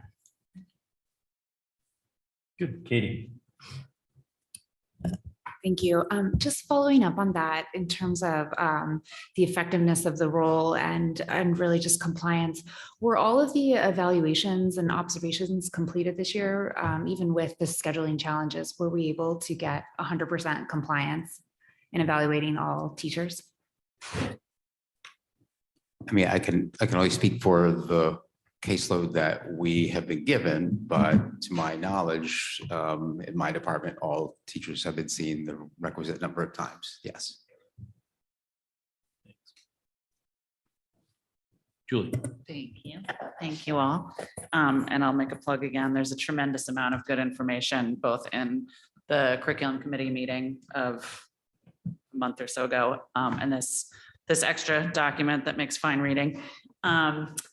One thing that I know is something you're working on in the looking ahead area that I look forward to hearing more about is evaluation system for teachers. And you stayed here, create new systems of feedback for teachers, but I would imagine also we want feedback from teachers, right? As we help to make sure that the give and take, or that these relationships are as supportive and instructive as they can possibly be. So that's just as we move along, that's something I'm looking to hear more on.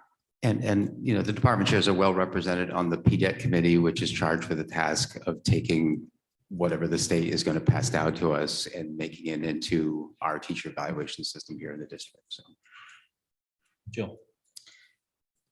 One thing I'd like to hear more about, thank you for the presentation, is that bullet point on purposeful integration of technology. I think that's a really critical part of, you know, we somewhat stepped into it on purpose and then somewhat jumped into it because we had to.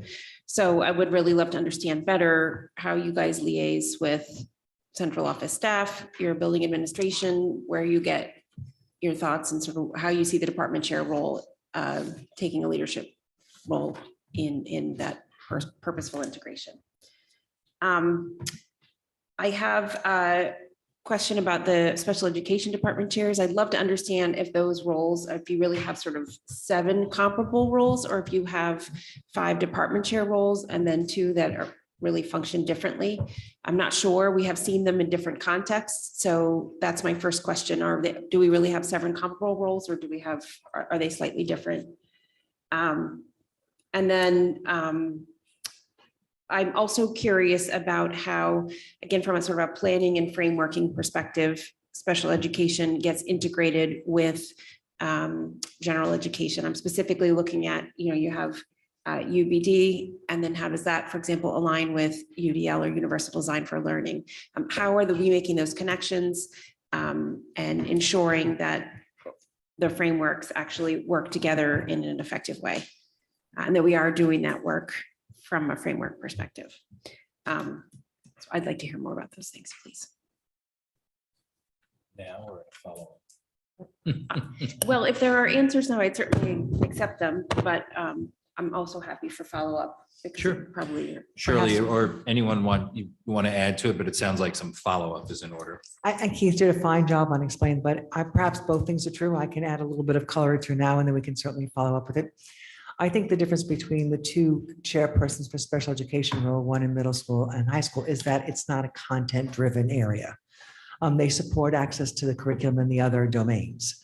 So it's not that we're developing a special curriculum, it's how to access the curriculum. With the exception of some of our programs that we have in our more specialized programs, where we do have a curriculum that's really about life skills and different kinds of access to the community. I think the real role is the interconnection and the collaboration between the chairpersons for special education and the discipline chairpersons. It's really working, as Keith said, together and looking at ways to access the curriculum.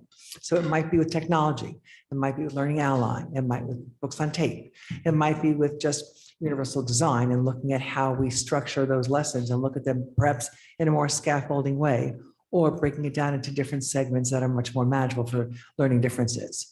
So I think it's about the specially designed instruction and not just limited to the co-taught classes as Keith focused on, but to the other classes that don't have co-taught opportunities, and how we look at that in some team taught ideas and some lab experiences for our other subjects, in both in Western Civ and in math.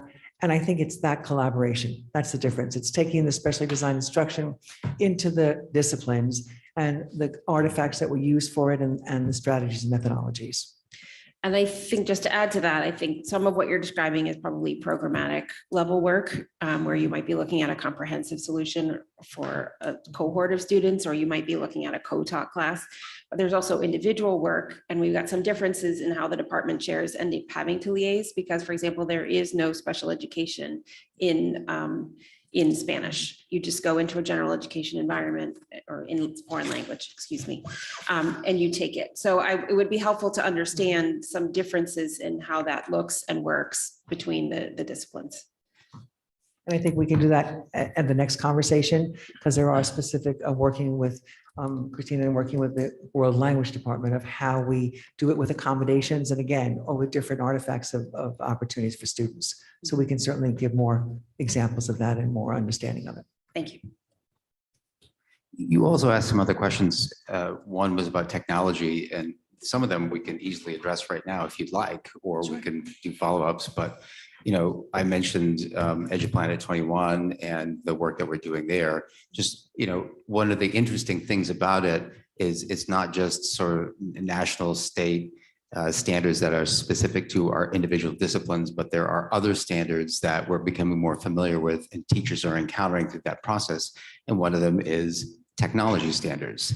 There's 6 areas of technology standards, and we're choosing from among the substandards in order to identify which of those are going to be represented on a given assessment. So it's a part of the process. I mentioned this when we had our previous presentation to the Board of Ed Curriculum Committee, but I hope that you can all know, just as an aside, the effect that some of the generative artificial intelligence models are having currently on our classes. It's been a slow and steady climb, and it's hitting us pretty hard at the end of the year. And it's pretty clear that in terms of, obviously, there's going to be an integration part of that has to happen, but there's a lot of different dimensions to that particular technology that we are wrestling with it right now. We have committees in our department that is talking about how we're going to teach writing in light of this new arrival. So there's a lot of interesting opportunities that it presents, and a lot of really tough questions and conversations that we have to make sure that our kids are well positioned to be learning like the skills that they're going to need when it comes to writing, let's say. So we are working on all of that.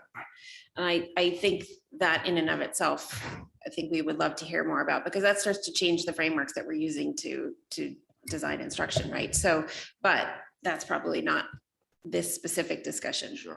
Point taken.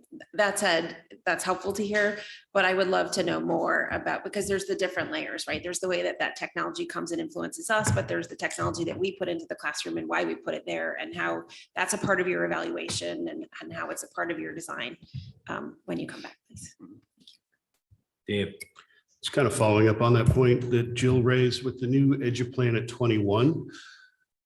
Is that providing any generative tools or guidance? I know, Chris, you mentioned everything kind of lives in Google now, so this would be better, but I hope we're not just cutting and pasting. Are there actual software tools in development which will take what we have and do that integration, perform that to give you efficiencies in that transition? So not exactly sure. So some of the standards, so for example, the technology standards are international standards that are just pulled into that particular platform because we requested it. We have some other standards that we have been working on developing, such as our vision of the graduate, that's embedded within it, but it's something that they tailored for our particular district based upon our needs. Is that what you're looking for in terms of? I'm not sure who is they that's doing the tailoring. It's just a piece of this. The people who provide EduPlanet 21. I mean, it's a business. So we have a representative that we work with in terms of tailoring it so it works for our particular district. Got it. Okay. So I didn't know if we were doing that work, perhaps taking something in Google and saying, hey, look at this framework and rewrite it for us. But if they're doing that on our behalf, that sounds like more efficient. Thanks. I had a couple bigger picture follow-ups, and I went down the rabbit hole a little bit on that one. But I appreciate all the information that's been given here. I think there's a couple high-level points. I think the initial motivation here, at least for me, in asking these questions was just wondering what that change was and why we went to taking some of our most skilled educators out of a classroom. And we've had a lot of information given as to why that was a good idea. I have to say that, when I look at the different roles that are being performed, whether that be HR, whether that be recruiting, whether that be evaluation, I still don't see where, the great talent and experience you guys have in education is coming through there. I mean, you could possibly make an argument that, we need to give Marge a recruiter, and they do, free up an enormous amount of your time. It seems to be spent on these meetings and on this interaction. So that's number one. But then when I, start looking at that role and think about what happens sort of, top of the house in general and how things are structured and what business roles are, what the, assistant principals doing, what are the principals doing? Why is this being done? Some of our best teachers are playing HR. And I think it's answered, it's raised in me more questions than it's actually answered. And I think that probably this needs to go forward. I think we maybe should consider as a board looking at just sort of the overall org structure in terms of scope, in terms of skills, in terms of who's doing what. And I think all this information presented to your role really kind of leads to some more questions. And maybe we should think about where the efficiencies are. Following up on Katie's questions with the meetings, I see a large count of meetings and I see that well documented and quantified, but I don't know what happens in those meetings. I know what the outcomes are, I don't know what the effect. So should you be having twice as many meetings? Should you be having half the meetings? I don't know. And I heard it mentioned here that collaboration with the teachers in the building is one of the best touch points you guys can have, and you don't have time for that. So how do we get you more of that? And then how do we measure what efficiencies come out of that? And I'm not sure that I really know the answer. One small technical point is I think we'd ask for the contract and figure out what our options would be if we were going to try and figure out a model to return people to the classroom. I haven't seen that contract yet, so I don't know what our options are there. But I think for me, I thank you guys all for providing all this. But I think this really kind of gives us something to come back with as a board and discuss further, which I think we will, and really think about who's doing what in the buildings and is that really as efficient. And, maybe there's some bigger questions like, why do we have a 6-day schedule? But, a couple of things like that we could consider. So I thank you for this. Thanks, Dave. May I respond to Janine, just not to all those questions, but to Mr. Brown's question, just one piece. And I probably speak for the other departments also. I know I speak for the other departments also. But the notion to your question of why take one of your best teachers out of a classroom and put them in this position, it's because then you take one of your best teachers and you make 10 others your best. And the notion of really coaching and having that opportunity to have your best exemplars and your most skilled teachers do that kind of professional development, coaching, supporting in real time also. And I recognize that there's not always time to do that. But that really is the notion of how you really improve teaching and learning. And when we take one of I'll speak to our special education chairpersons, when you have someone with extraordinary skills in literacy and special ed and specially designed instruction, and they're an outstanding teacher, and I can tell you they both are in our cases, you now have 16 other teachers who get to learn from them. And our chairpersons go into those classes and help those 16 other teachers learn. So I think if you really want to improve teaching and learning, when you have a design like chairpersons, it really gives you that opportunity. And that's the value added piece. And I think that's a great notion. I think we should strive for that. But I heard conversation about the importance of hiring quality teachers, and we put all the time we do into that recruiting to make sure we get the best. So I would think that they come with a high level already. So hopefully we're topping off more than we're starting from scratch. The problem sitting here with the board trying to do our role in governance is, how do I know we're doing any of that? I don't have any data in here that provides that. I love the notion. I love professional development. I want to have the best teachers we possibly can in this district. And I'm happy to do whatever we can do and work on a model that supports that. I don't know if that's happening based on what we've gotten. We got a lot of information. And so for me, that's where the challenge comes in, Shirley. I totally agree. That's a great vision. We'd love to get there. But from the governance perspective, that's where the challenge is, and I have to disconnect. Thanks, Shirley. Any other board questions? Thank you all for taking time this evening. Appreciate it. Thank you, everyone.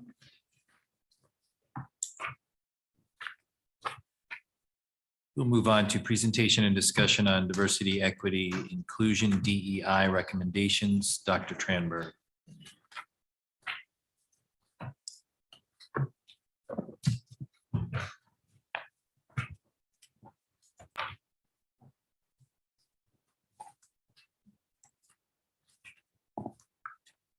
Good evening again. I want to start by thanking the very large audience that we have. Most of the people here are members of the Diversity, Equity, and Inclusion team. And they are the group that spent about 40 hours over the past year and a half, which I think is time very well spent. And it's also not a lot of time to do all of the work that they did and produce this report. So a quick overview. I'm going to provide some of the basic setup of what the team went through, and then we have members of the committee who will step up and talk about the recommendations for each of the groups. Connecting to the vision, especially my favorite vision. I think we have a better vision than any other place, preparing all students today to thrive in a changing world tomorrow.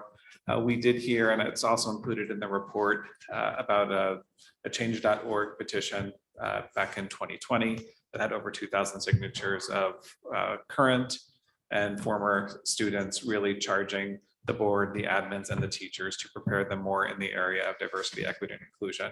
And I did have a conversation with the authors of that petition when I first arrived. So that's used as some of our evidence. With our core values, these are the Board of Education adopted core values. These are very important to point to because we use these as an anchor in all of our meetings throughout the year.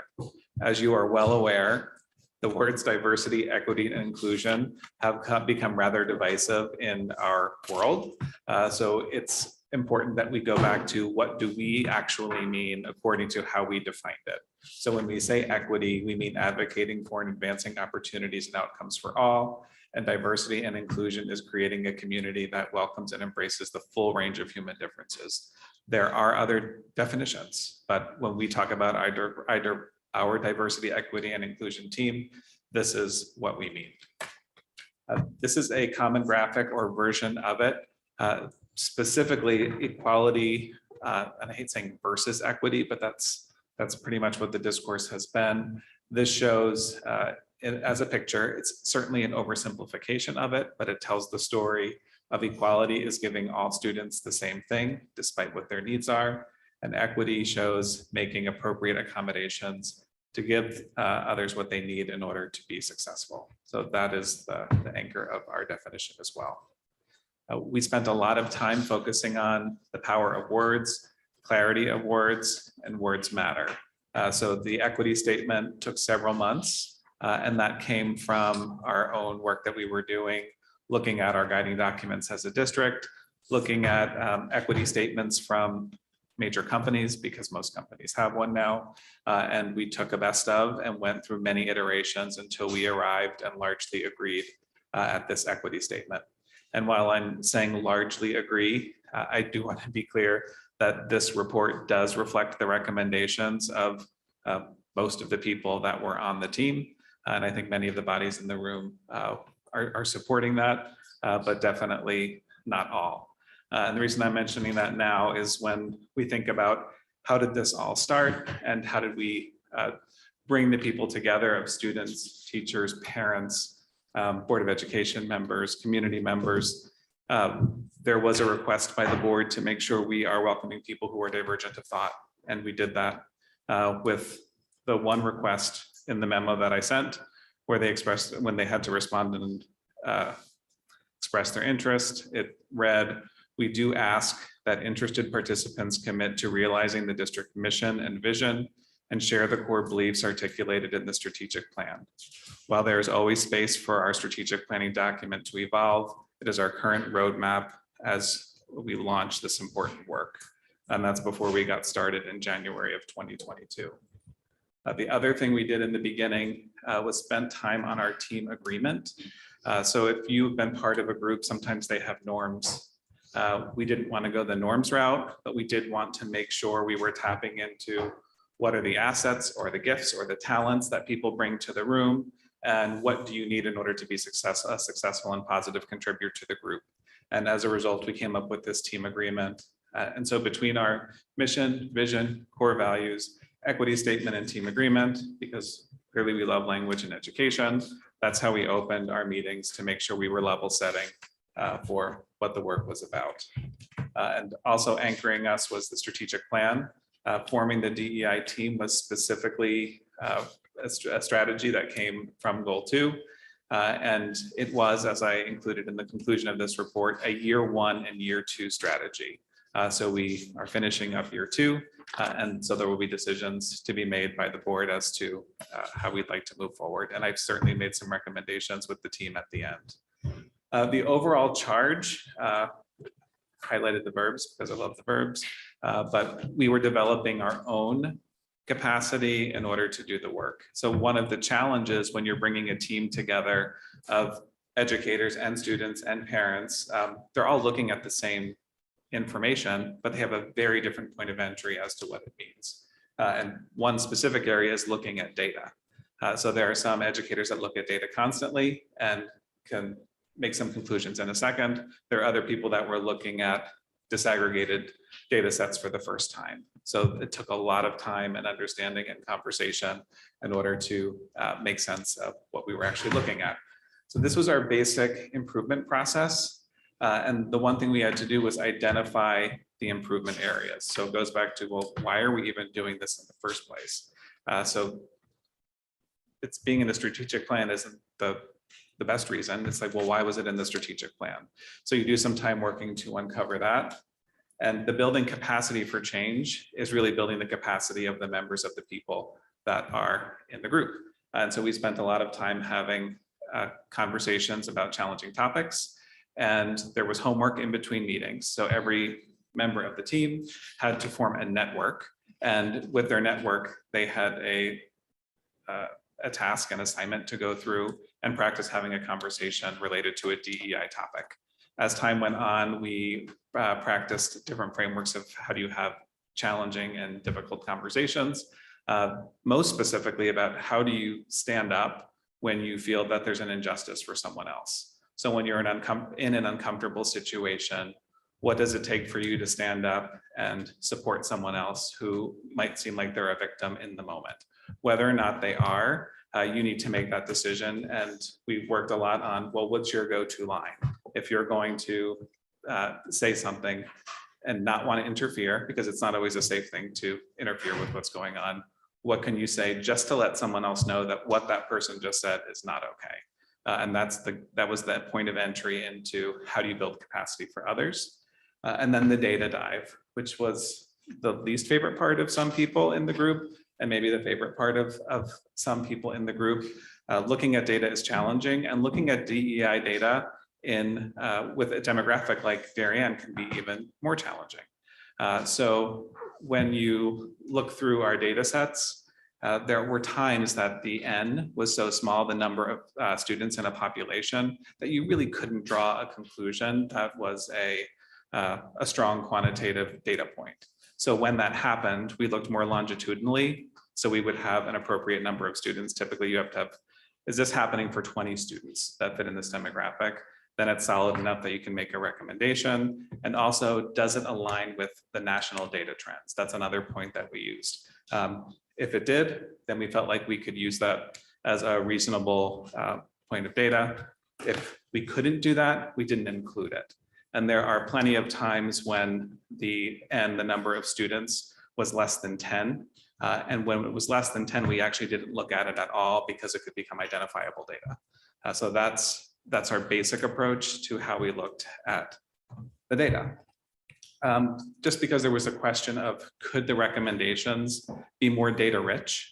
Well, absolutely they could be, but the group ended at the recommending the strategies for improvement. The data points really come with, well, what are the strategies going to be to evaluate those recommendations? So it stops short of that intentionally because the work of the DEI team ends at recommending the strategies. And we called them considerations to be consistent with what we did in the gifted and talented report. So we followed a similar format because that was relatively well received and clear. The other piece, as far as clarity and transparency, we do have this diversity, equity, and inclusion website. If I could give you the #1 thing that I get called on by complete strangers who I've never spoken with or other administrators in the state, it is thank you and questions about what we are doing with the DEI team, mostly because the transparency that's there. There's every agenda, every bit of meeting notes, every slide deck that we've used. So everything is there that we've done, and it's been helpful. And I bet you can find similar slide decks and with DEI teams across the state, because many administrators have called and asked. The other piece I wanted to point out was the intersection of DEI and SEL, because SEL, similar to the word equity, is another word that's just kind of bogged us down in education. But there is, to steal Shirley's word, every time I say the word nexus for the rest of my life, I will think of Shirley Klein. But there is a nexus between DEI and SEL. And the anchor of this is really about just how we know ourselves, how we manage ourselves. Are we aware? Can we build relationships? And can we make responsible decisions? So there's nothing more complex about SEL other than that. This has always been a part of the education lexicon. It's just never been in the spotlight. This work with SEL is, if you look at Maslow's hierarchy, like why are we talking about SEL so much? Because students can't access their learning if they're not ready to learn. And that is why this is important, and that's why it keeps coming up. So that was a very quick overview of just what the team did, and I'm going to turn it over to Catherine to get us started with some of the accommodations and considerations. Good evening. Hi, my name is Catherine Takovich. I'm a math specialist at Hindley Elementary, and I'm here representing Achievement Group 1 from the DEI Committee. The focus question we developed was, why are there differences between subgroups of students as readers? This was determined after analyzing assessment data of students over several years. During our examination, we observed several subgroups of students who consistently fell below the benchmark on assessments, such as the Smarter Balance Assessment and Ames-Webb. Recognizing the crucial role that strong reading skills play in a student's lifelong journey and overall academic success, we became particularly interested in understanding the disparities between the general ed populations and those with learning differences across the district. We recognize that while the district has many strengths, there are always areas to grow and enrich all students. Practices we currently have in place include a robust instructional support system for all learners, a multitude of resources made available to teachers to meet their learners' needs, and professional development opportunities for all staff in their ongoing professional growth. One of our recommendations is to proactively embed performative assessment and progress monitoring tools to provide timely interventions and real-time instructional adjustments in order to meet student learning needs. Our other recommendation is to assess and determine appropriate staffing levels to adequately support multilingual learners and implement individualized learning plans to guide their instruction. We appreciate your time and attention to our findings and recommendations. Thank you.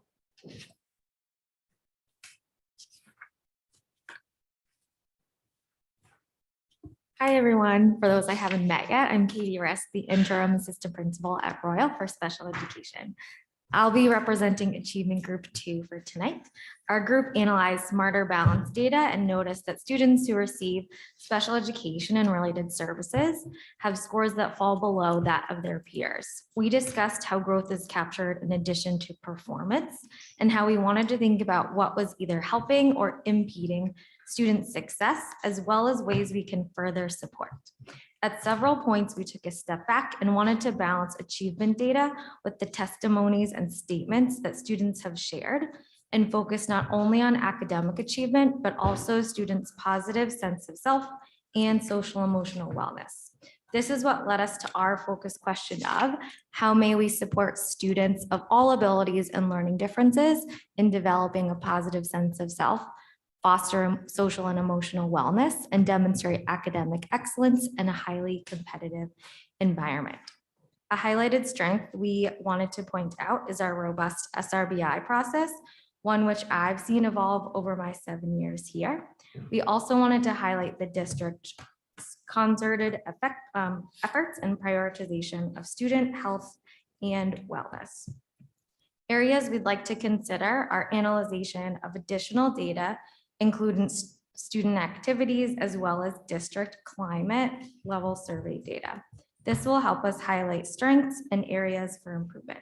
In order to synthesize and strengthen the work of teacher and provider teams. We would like to also strengthen the opportunities for general education professional learning to increase our opportunities for special education providers. Additionally, we'd like to recommend increased built-in professional learning and collaboration time between general education, special education teachers, and related service providers.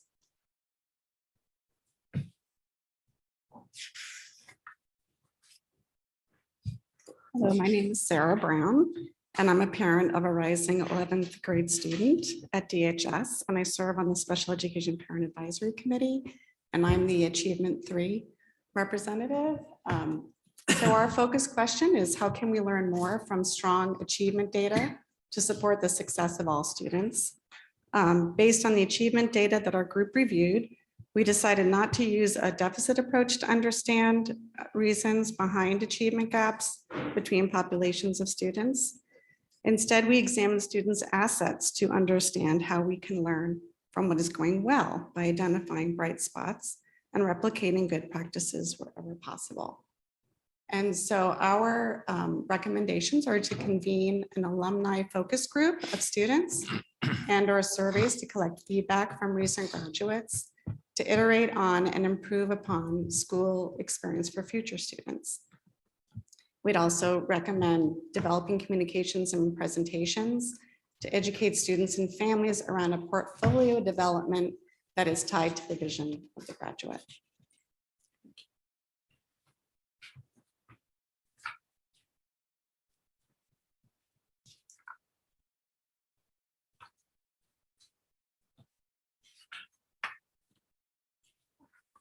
Hello, I'm Aparchan Varkar. I am a junior at DHS.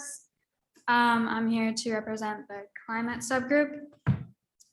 So for most of the subgroup's length, we've been gathering information from student representatives like me about what it feels like to be a teen in Darien. We addressed the question, what steps can we take to ensure we have school climates that are safe and welcoming for all students? In our discussions, we as students, we shared situations and moments from school environments that were troubling or upsetting. Some of that included, and I'll be a little bit vague to not expose the other representatives, but that included for girls being objectified by boys, being subjected to things like toxic masculinity, marginalized students feeling stereotyped by members of the community, and the sheer amount of work, especially in the high school, getting in the way of having vulnerable conversations with teachers. And that includes not having enough time in class to implement all these initiatives meant for mental health, like class charters or the ruler system. Another topic we talked about a lot was competition, how it's fostered at a young age in Darien. And especially between peers, it's hard not to compete with each other. So off of that, we came up with some commendations and considerations. One to highlight is that we have these committees, especially DEI, which I want to say is a real privilege and pleasure to be on, that creates space to better understand and address these challenges that students face in the climate. As a student, it's really important to feel heard. And before I came here and I figured out all this behind the scenes stuff that was happening, I hadn't really realized how much you all really care. So it was very important to have these committees such as this team. For our consideration, the hardest part in coming up with the recommendation was the fact that we don't really have all this information, like this honest stuff that comes from students and families. So based on that, our recommendation, our consideration is to get some honest review from students, families, and staff in an annual climate survey that would take into account areas like academic rigor, student expectations, student-teacher relationships, and a general sense of belonging in the community. It would provide a more rounded look as all members of the community would take part in it, including students, staff, and families. it's very important to have representation of who actually makes up our school system and to get honest feedback. So overall, our subgroup discussed how to have students feel more comfortable at school and how to gather honest feedback and information. Our recommendation is this feedback leads to action plans to address these areas of concern, monitor progress. We hope that in the future, we continue this effort to understand and improve the climate for schools and students. Thank you.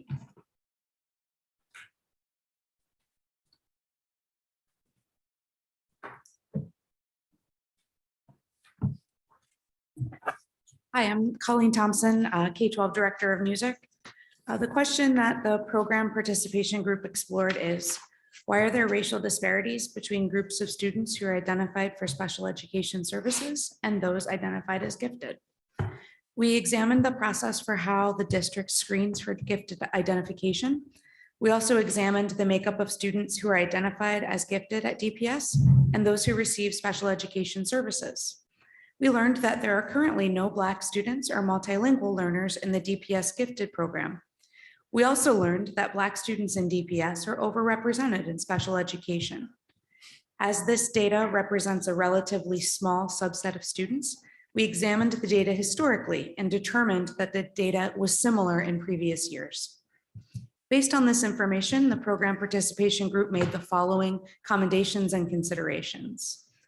A strength is that there are systems in place that support the identification of gifted students that provide opportunities for multiple points of access. Another strength is our ongoing partnership with the Anti-Defamation League for student and staff education. Some recommendations or considerations include reviewing the gifted identification criteria and address potential biases that exist within the process. Also develop a clear communication plan for families and continue to implement the related recommendations outlined in the gifted education program evaluation from 2021. Another consideration is to develop curriculum and provide resources across grade levels and content areas to ensure that all students are represented and portrayed, and also to engage all staff in implicit bias training to ensure their approach to referrals is appropriately responsive to students' needs.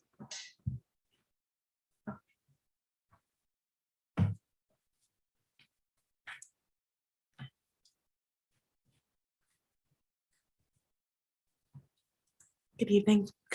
My name is Abby Shiner. I am a 6th grade English 8 teacher at Middlesex Middle School, as well as a lifelong Darien resident and a product of the Darien Public Schools. I am representing the Professional Capacity Subcommittee. Our focus question was, how can we create time and space for ongoing staff development in the area of DEI? As you can imagine, we focus particularly on the need for consistent, relevant, and focused professional development for all stakeholders in the district. We believe that there needs to be systemic change within our community in order to truly foster a culture that promotes wellness, diversity, and inclusion. Our committee felt that our staff has been attempting in good faith to recruit and retain a diverse workforce, as well as create a strategic plan that emphasizes the importance of building the professional capacity of the staff. We would like to propose the following for your consideration. 1, more consistent time for professional development to accommodate the ever-growing amount of learning needs among all stakeholders across the district: admin, teachers, staff, central services, as well as the Board of Education. Perhaps provide late starts or half days specifically devoted to DEI PD across the district for consistency. 2, provide specific and focused DEI PD that targets individual teacher needs as related to specific DEI topics.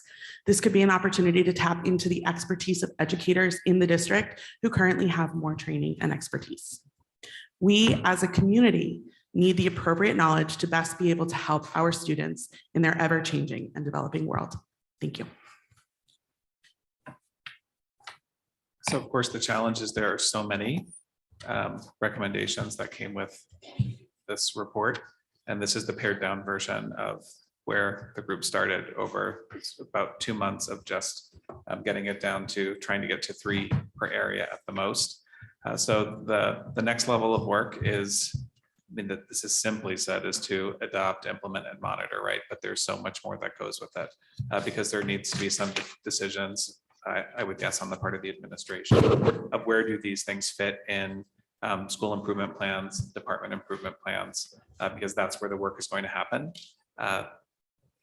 And how we monitor that, that's where we go back to, well, what are the data points we're going to look at? So it's easy to say we want to see an increase in or a decrease in the gap between SBAC scores between certain populations. But that's not necessarily the best way to know if you're making progress, because you're always waiting for number one, you're waiting for an entire year to know if you're making a difference. But what are the formative assessments? So group one, yes, commented on the importance of formative assessments, so we can actually have regular check-in points along the way to know that we're making that progress. So clearly, 40 things cannot be done. And when you look at this list, I hope you're also asking, well, these sound like things that schools should just be doing. Like, how is this DEI versus good instructional practices? There is an overlap between those things, and that's what you want it to be. So that's okay, that's appropriate. And it's also hopeful because it makes it more manageable. And it means that we do have a lot of the skills and training and capacity with our staff to do that work. And there also is some space for additional professional learning. So with that, this is the presentation on behalf of this amazing group of people who, outside of the regular school day, gave their time for mere compensation of some baked goods, often homemade, but that still wasn't enough. But most importantly, it's about the shared care for students. And Mr. Deneen, you said it best, best in the state and nation. That's, yes, we can be best in the state and nation. And this work is probably the hardest part of making that happen. But all the capacity is here, the talent is here, the care is clearly here. So thank you for your commitment and including this in your strategic plan. And this is as Dr. Hadley will say, it's a year 1 and 2. And so technically the DEI team has done its work. And the next decision will be, is the work done? Does it go to administration, or does some type of a team continue? And that would be for you to decide. Thank you, Dr. Tranberg, and thank you all that presented tonight, and thank you for all behind the scenes. I know it's been a labor of love for a lot of folks that have participated, so thank you very much. A lot of data here. So with that, I'll open it up to some board questions, comments. John. I echo Mr. Deneen's remarks, or Duke's remarks. I guess, this is a very comprehensive report, probably do 5 meetings going through each one of the focus questions. But as I analyzed it, I was missing that data that informed the group. And then I went to the district profile and performance report that we're required to file with the state. And I was able to get some picture about the student populations you were talking about, the numbers, and but some are so small the state puts an asterisk in those categories and puts in a footnote to ensure that statistics based on a very small sample size are not interpreted as equally representative to those based on a sufficiently large sample size. So I look at a school district with 4,600 students. I look at some of these subsets of groups of students. I guess the challenge I'm having is trying to find statistical significance in some of these findings versus qualitative judgment. And so, I mean, looks like we got a lot more work to do from the analytics standpoint as a board and as administration. So I guess the question is, maybe comment on that and the struggles, and you kind of touched upon that, but 2, can we see that data? Yes, so in all of the slide decks from the DEI team, one of the slides actually it reads access to data. And this is a big shout out to Katie Risk, who created a document that has by focus question, all of the different data sources that are associated with what each team looked at. So that is all there for sure. We've looked at the data, it is there. It was strategic in what we included and didn't include. in part because of how the district typically sets goals. So historically, we do not set goals on raising SBAC scores. That hasn't been the approach. We haven't been in the practice of highlighting the disparities that exist between certain populations. They're there. We looked at them, but we felt that this was a more responsible way to make our recommendations in order to position the administration as they're building their school improvement plans to set those goals that are appropriate for them. We were careful as a group not to usurp the board and the administration, even though there's representation of the board and the administration in that group. We're not here to tell you what to do. And that's why they're considerations and not recommendations. They're things to think about. And there are many levers which can be pulled, as you can see, and then there needs to be strategic decisions as well. What is going to give us the most return to benefit students? But I can get all the data. I can share the link with you all tomorrow so you can see it. And if I could just, one follow-up going forward, I mean, we're at the unique situation where you're stepping up to be a superintendent in another school district. So you're not going to be available for follow-ups. How are you going to transition this to your successor? Well, I know the talent that you're getting, and she is well-equipped, well-prepared. We've had several transition meetings already, and we have a couple more coming up. So we will talk about this at length. Thank you. And she will be able to get her head around it very quickly. Jill. A couple of questions. One, I'd like to know how you arrived at this set of categories. And I'll use a specific example. So if I look at achievement 1 and it says, why are there differences between subgroups of students as readers? Does that mean that there are not differences between subgroups of students as mathematicians or as foreign language students? Yeah, that's a great question. So the 4 big buckets of achievement, professional capacity, school climate, and program participation, that's the common framework that you use when you're doing an equity audit, so to speak. Then the messiest part is everyone gets all of the data to start, and then they migrated to, well, where are you the most interested? So people were interested in achievement. They kind of went to the achievement tables on the first night. Program participation went over there, and they looked at all of the data that was available for those categories, and then they identified where the biggest disparities were. So it doesn't mean there wasn't a difference in math, because there was, but they saw literacy as a more imperative focus area, in part because it might be there wasn't just one measure that we had. It wasn't just SBAC, but it could be SBAC and it could be Ames Web as well. So when they saw multiple data points that showed that difference, it seemed to be a more important area of focus. So they started big with everything and then funneled to where they thought the attention was most needed. I just want to make sure I understand the last part. I get the funneling. So, but basically what you're saying is that if we take reading versus, for example, math, that the data was more compelling, or you had more pieces of data? A little bit of both. So it was definitely more compelling. That would be the most important thing. And it was also consistent over several sources. And there's also very commonly especially literacy people will argue that in order to access the math, you need to be able to have access to language, because math is so text driven now. Okay. I have more, but. Can I ask a follow-up to that? Yes. Kind of? Thank you. So Chris, would you say then, and I had the opportunity to be part of this committee for the first year, so I was a part of a lot of this work, but that this work is exhaustive? Did you find everything? Have you uncovered any discrepancies? No, and can you talk to that a little bit?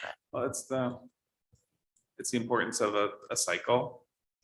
So you make recommendations based on where you have a degree of confidence that it's a focus area, and then you circle back and see if that happens again. And then as you ask me that question, and I know all of these people in the room, there are so many people that are sitting there that can answer these questions just as well as I can. The reason I am saying that right now is I want to go back to Mr. Sini, your point about the transition. And they're just the comments that were made about me and the work tonight. I am not this work. This is the work. The work goes on without me. I'm the person that happened to be facilitating it. A lot of the people sitting right there could have been amazing facilitators of the work just as well. So just was my job, part of my job description, not because I necessarily brought anything special to it, I don't think. Shirley, did you want us to get your attention? May I just add, Chris, to that, to Ms. Best's question. I think the example of the data dive is a really good example of that because, having the data itself, there was, for example, an example would be that students with learning differences scored lower on their SBACs. So that gives us a very simple aspect of what that means. Our group really want to know what's the year-to-year growth? What's the growth measuring on their goals and objectives? Are their goals and objectives measured or designed to really tap into some of the areas, not to Chris's point to teach the test, because that's not what we're doing, but looking at other progress. Also, when did children enter the system? So if we have students that were looking at scores that they take in 8th grade and they just came to our program in 7th grade, that's another variable. So there were so many variables in terms of data dive that having what we had was not to say superficial, but on one level where we'd want to know more depth about that. And that would inform instruction, that would inform formative and summative assessments. Jill. Okay, staying on achievement 1 for the moment, please. So is the way I'm to read this slide is that you believe that we have the right structures in place, it's just assessments that are lacking, that's the difference for the gap? Can I go first? Yes. That assessments are the first step in providing the next level of information that we need. So if we have a stronger formative assessment structure in place, that's consistent, then we'll be able to make the next recommendation. Hence going back to the cycle. Dave. Sorry, just a quick follow-up. Shirley, a moment ago, you mentioned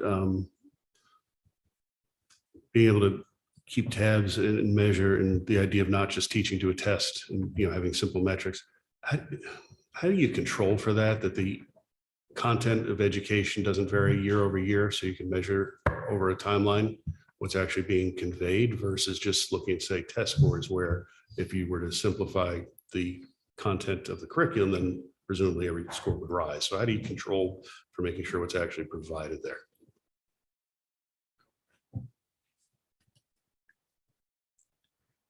I'm just testing this first to make sure. I think the answer is one, the philosophy of our district is that we don't teach to the test. That's not what our value added piece is. We don't hold that as a philosophy of best practice. So we understand that all assessments are one point, if not one of a part of different points that really measure student success and student achievement. I think the notion is we can assume, and I'll just use in terms of equity, we can assume that students who have learning differences in the area of literacy may not perform as well as their counterparts who don't have those same challenges. That said, how we measure our students who are receiving services and specially designed instruction is at what benchmarks are we doing that and how are we doing that? So we really need to Chris's point, we need to look at what our assessments look like and are we really assessing students and is that informing instruction? I think that's the most essential piece. So we assess, and then what do we do with those error analysis? And what we're looking at is, does that inform our instruction? And that's for all students, all learners. Can I add to that, Mr. Brown? Yeah, sure. Just because I think one of the more bizarre things we say in education is we're not teaching to the test when we actually design assessments based on the learning plan. It's just gotten this.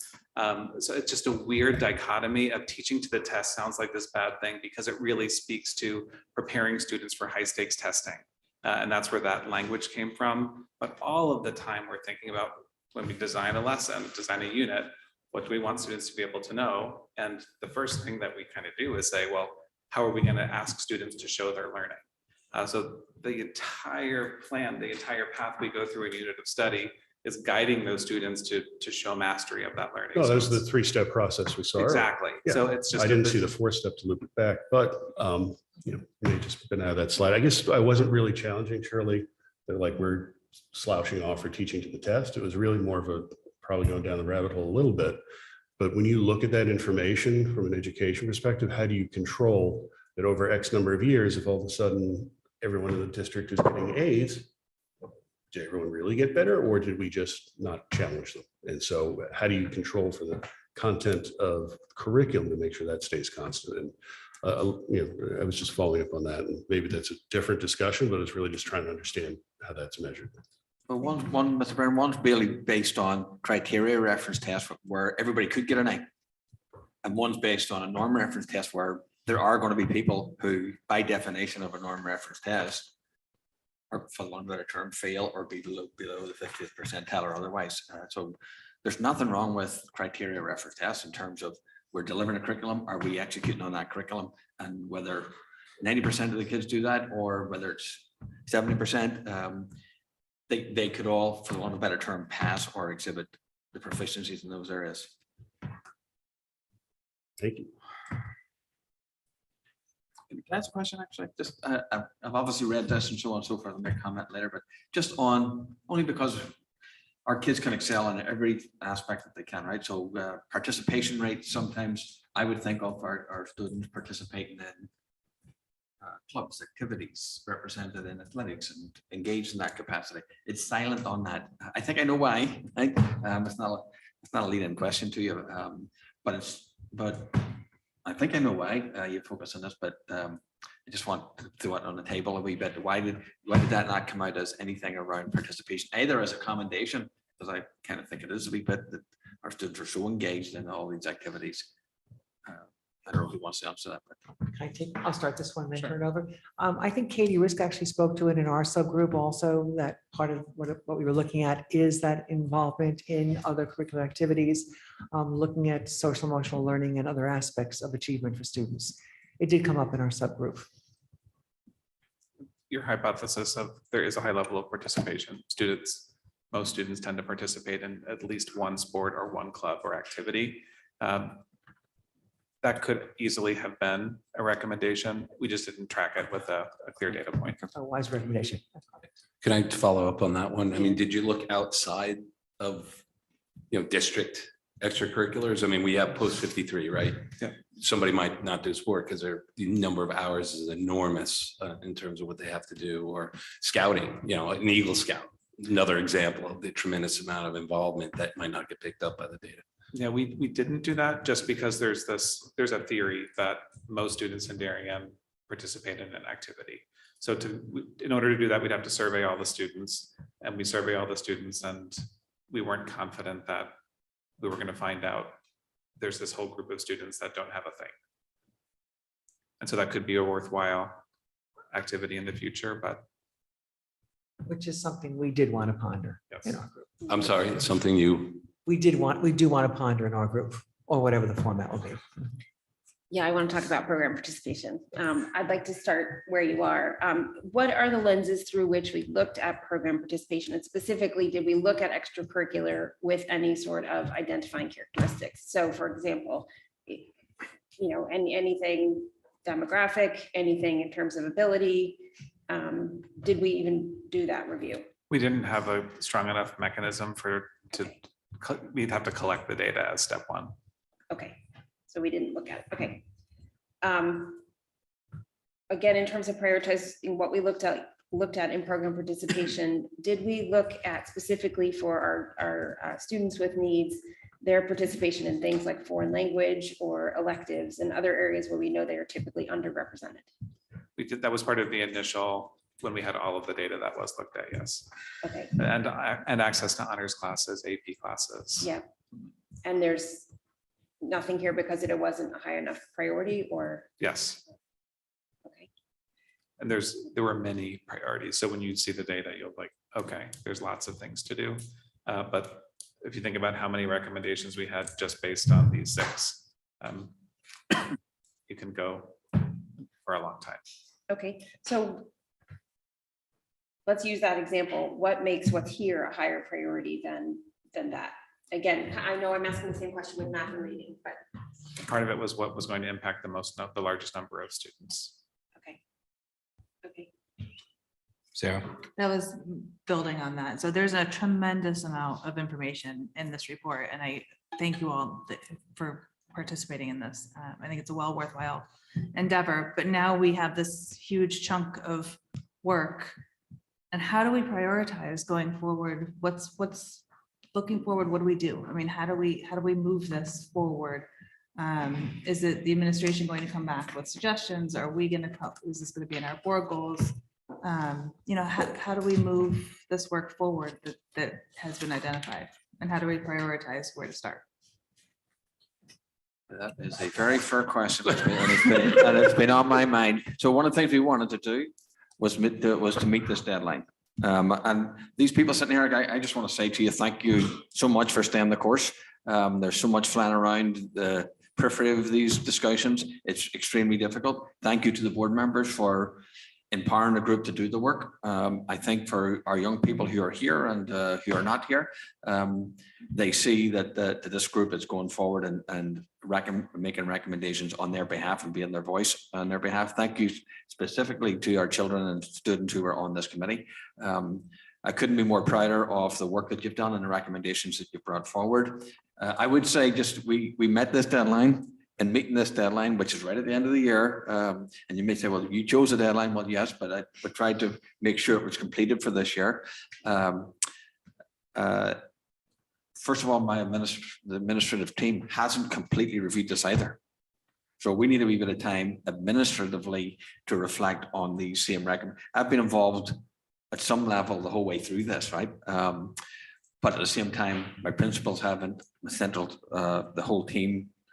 Essentially, most of them have been on it, but we need a reflective time just to advise the board or make recommendations to the board of how we think we should move forward, whether into goals directly or otherwise. And the board needs to reflect on, does it need more information or not? But I mean, that's it. I'm not trying to pass it off. We would do that rather quickly, but we just need a wee bit of reflective time. Julie. And perhaps as you all reflect, Chris could share with us the data deck, so to speak, and those who want to dig in a little just to get a little more of a complete picture. I think that might be valuable time spent for board members to feel like we know a little more about what's behind it all. And the other thing I want to reflect on a little more is kind of going back to where we began. And we did have a speaker at public comment this evening who I thought did a really good job of reminding us of where a lot of this had started from. So I just think I want to reflect some more too, I guess is all I'm saying. Thank you. Jill. So back in program participation, we note that we have Black male students in particular who are overrepresented in special education. The N is probably fairly small, but I see the number. So did we do any additional work to validate that that's the case? Have we reviewed those IEPs to say, yes, we actually believe that that's valid? That would be the next data dive to look at. We did not go into that detail of it. Okay. I'm not saying that there is or isn't bias. Right. I just want to understand the methodology that was in place. Okay. When we say that it's similar in previous years, how many years did we actually look back? We look back five, and the number of students is usually around 40 for that population. Okay. Okay. I want to talk on, I'm gonna just keep going, talk about climate. Two things I want to ask. Can you touch quickly on the relationship between what you're talking about as climate and what we do at the state level? Because we do our own climate assessment that's required by the state. And so this sounds like this is in more detail, but I want to understand the relationship between those two things. The second thing I wanted to talk about that goes in the category of climate, but I don't see in here is sort of how we talk as a school district when something happens. You know, we had a couple of incidences that kicked this off. I don't see a lot of language in here about whether you call it remediation or, you know, restoration. What was the conversation around that? Is it not in here for a reason? The first would be, yes, the climate survey could fulfill the state obligation. I know that Dr. Data is working with the team to look at some options for the best tool in order to capture the data in a way that it was articulated here.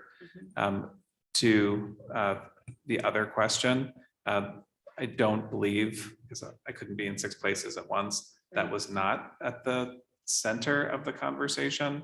And again, step one was, can we get the information that we need in order to make the recommendations for those next steps? And I shouldn't say it wasn't there, because when I'm thinking about the conversations I had with a few people in the room, it is the idea of, well, what do we do right now for the reporting and the response?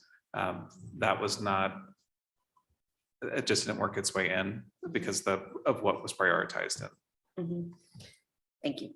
I want to back up and explain why I'm asking the bias question. I'm asking it because I think it's important. I do believe children should be in, or students should be in the least restrictive environment if they can be. I also believe a child who needs to be identified should be identified. So I just think that if we think there's a potential issue, that we need to do that work to make sure that our students are getting what they need. Can I ask just one more big picture question? I mean, clearly, Mr. Chairman, that we got a lot of questions around this report, and you know, I look forward to having opportunities to ask more. But I guess I go to the achievement group number 3, and you talk about teams often take the deficit approach versus the asset approach, or you called it student asset approach. And on this one, you kind of flipped it. I guess taking the deficit approach, it helped me understand why we go in with a deficit approach instead of looking at an asset approach, especially in a district like this. I think it's not only a district like this, I think it's the way that we see the world. It's easier for us to see what's wrong rather than what's right. And when you do reports like this, those disparities pretty much jump out at you very quickly. What was interesting in our look is there were places where Darien did not profile like many other districts do with an audit like this. So I said, if we're not profiling like this, can we actually look at what's different, what's good? Can we take an asset approach and say, how do we learn from the good work that's going? So this was an opportunity, and I've never seen another report like this that actually had a focus question that way. And I think Dr. Forshaw's over here. I don't know if you have anything to add too. Is that okay if I ask him? And I know that was his group. Absolutely. It just has to get in front of a mic. Sorry you stayed so late. I'm happy to help. So again, I want to thank our Achievement Group 3 representatives on this topic. But we did view the data and wanted to build from the assets up. We thought that this was an opportunity, particularly when looking at SAT performance for high-performing students, to understand their stories, to think about portfolios. I think that came across in the recommendations. There's a lot of good that's happening. And so we wanted to take that and from an equity standpoint, make the access point for the learners who are performing at that level more accessible for all. So that was basically in a nutshell, take what's good, try to scale it. Thanks. Thank you. Yeah, thank you. Jill? This is it. There's a discrepancy between the number of recommendations in the report and the number on the slides. I'm assuming that's in part just to make it fit on the slide, but is there an actual prioritization embedded there? So a couple of the groups got to work on their slides after the deadline. So they might have changed the priorities, but all of those, whether they're in the packet or on the slide that you saw, they're all included in the actual report itself. Okay. So it's the report that we should be looking at for Yes. what the actual recommendations are, not the slides. They're the same, but there's more of Understood, them but in the there's report. Yep.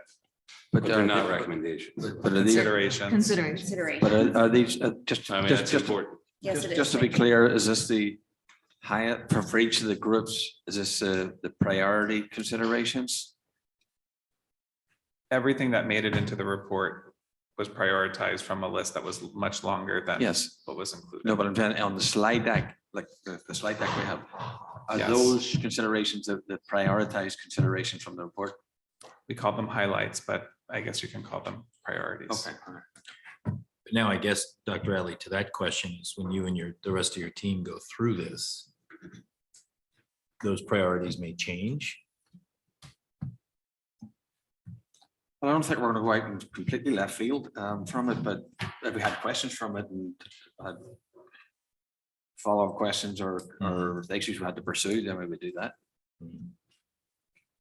I guess again, thank you for all the work, and there's a lot of data, I think, for the board to look into and review, and I think we need more updates and more conversation. I know, Chris, you'll transition to Amy. I know she's been in district working, so I think it's good. I wish just kind of a lesson learned, I think, as all this work was going on. I think on a go-forward basis, as this work continues, there needs to be more regular updates to the board. It's a lot of information to look at and digest a year later. And it just gives me pause, the whole process of prioritization. So I think they would have been good conversations to at least have along the way with the board. I think that would have helped even with some of the questions in the thought process tonight. But I guess I think that's what we have to think about and align is goals and objectives with the strategic plan and how some of this stuff does fit from a prioritization standpoint. John. I recognize this is slightly moving away into more of a kind of cumulative thing because I'm noticing connection between this presentation and the one that was made about the department chairs. But one of the things that and this is also my last opportunity to ever talk to the board. So I thought I might use my time well. I hope you'll come back and visit. Come back to public comment, but I thought I would make this now just because they popped into my head. But one of the things I'm wondering is, I know the district is very focused on making sure that students, all their diversity of needs are met.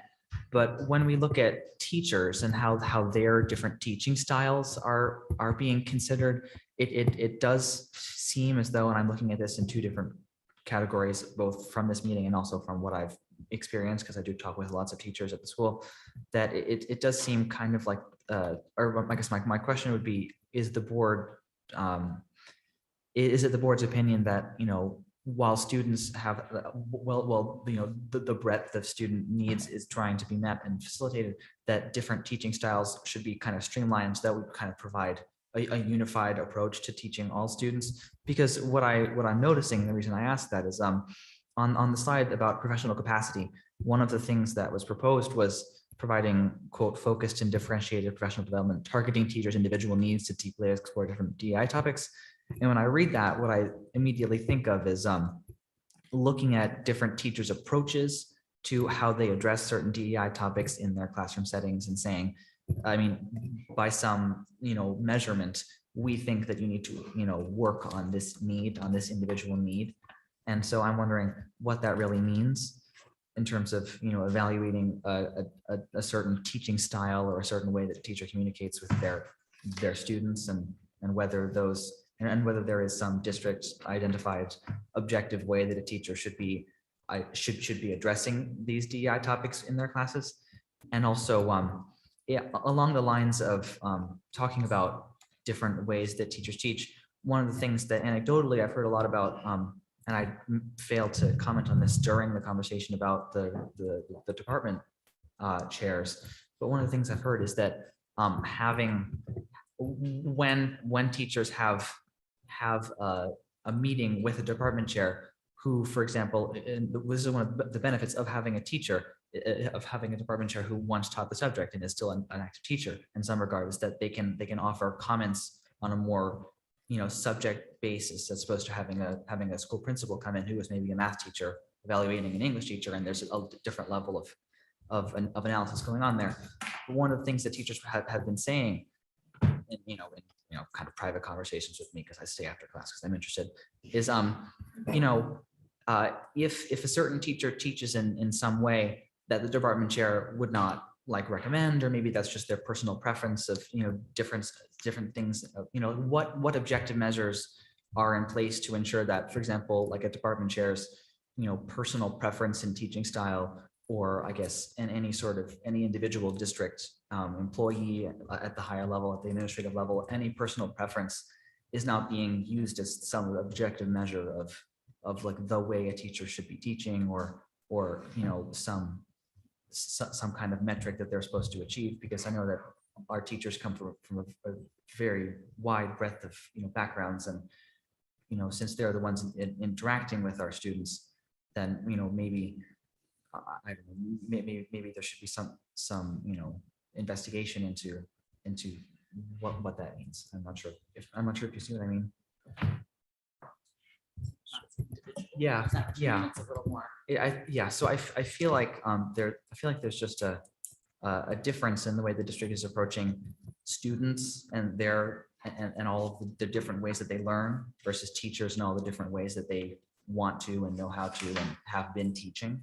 So I don't know if that's just a comment that's separate from this thing, or that can be kind of. I think your last sentence there kind of pulled it all together, and I think it's a good comment. I think actually it plays a little bit into Mr. Brown as to, as you're teaching, the question to Shirley, like, and you're looking for those results, how do you know that teaching is consistent and what is actually driving those results? Exactly. You've got learners and you've got educators. So I think that's a component of the ongoing discussion. So I think it was a good thought process and good question you went through. You want to add anything to that, Alan? No, well, I would say that one of the greatest attributes we have in the quality of the teachers and the individuality. And we depend on that, but there is a guaranteed and a viable curriculum that we want all students to experience. They're not mutually exclusive concepts of individuality and bringing to the table. We're not going to go out. There are learning principles that we're agreeing upon. That's going to the PDAC committee. You'll like to hear that in another couple of minutes. That we'd like to have some agreement on, but we're certainly not taking away the individuality of our teachers, because that is actually what we depend on. I think the only thing I would add, John, and because it's interesting point you bring up, is that I think in my experience as a parent in the district, I think from the elementary through the middle school, through the high school, I think there's a lot of time spent when classes are organized. And as kids go through elementary school and into Middlesex, I think the administration and the teachers all involved in those children's learnings really take time to understand where they would fit in a classroom with a teacher, where they would fit in a team at Middlesex, and I think where they fit in terms of what they want to do in terms of extracurriculars, clubs and councils and stuff like that at the high school. So I think there's a component of that takes place with a lot of hard work. Good. All right, so thank you all again. A lot of data, a lot of information. I think we'll follow up and circle back as to how this looks from an agenda standpoint. I think, Dr. Adley, I would ask that you come back to the board and just give us kind of a timeline as to what you're looking for in terms of your team kind of digesting this, working with whether it's the team of the department chairs or the principals, I think. And then I think the board would like to understand a little more around the prioritization of this. And then I will tell you my concern is to the point of the conversation around everything tonight, time, energy, and resources, is how do you execute? How do you execute? My fear and my honest opinion is I'm not sure where everyone has the time. So that really has to be thought through. There was a comment in here about resources and professional resources. So I think we'd like to understand that, because I think, again, our role is to understand and support and fund, but I think we have to understand how you execute it all. Good. Thank you. Thank you. Thank you, everyone. Thank you very much, everyone, for your time this evening. Yeah, thank you. Thanks for staying late on a school night.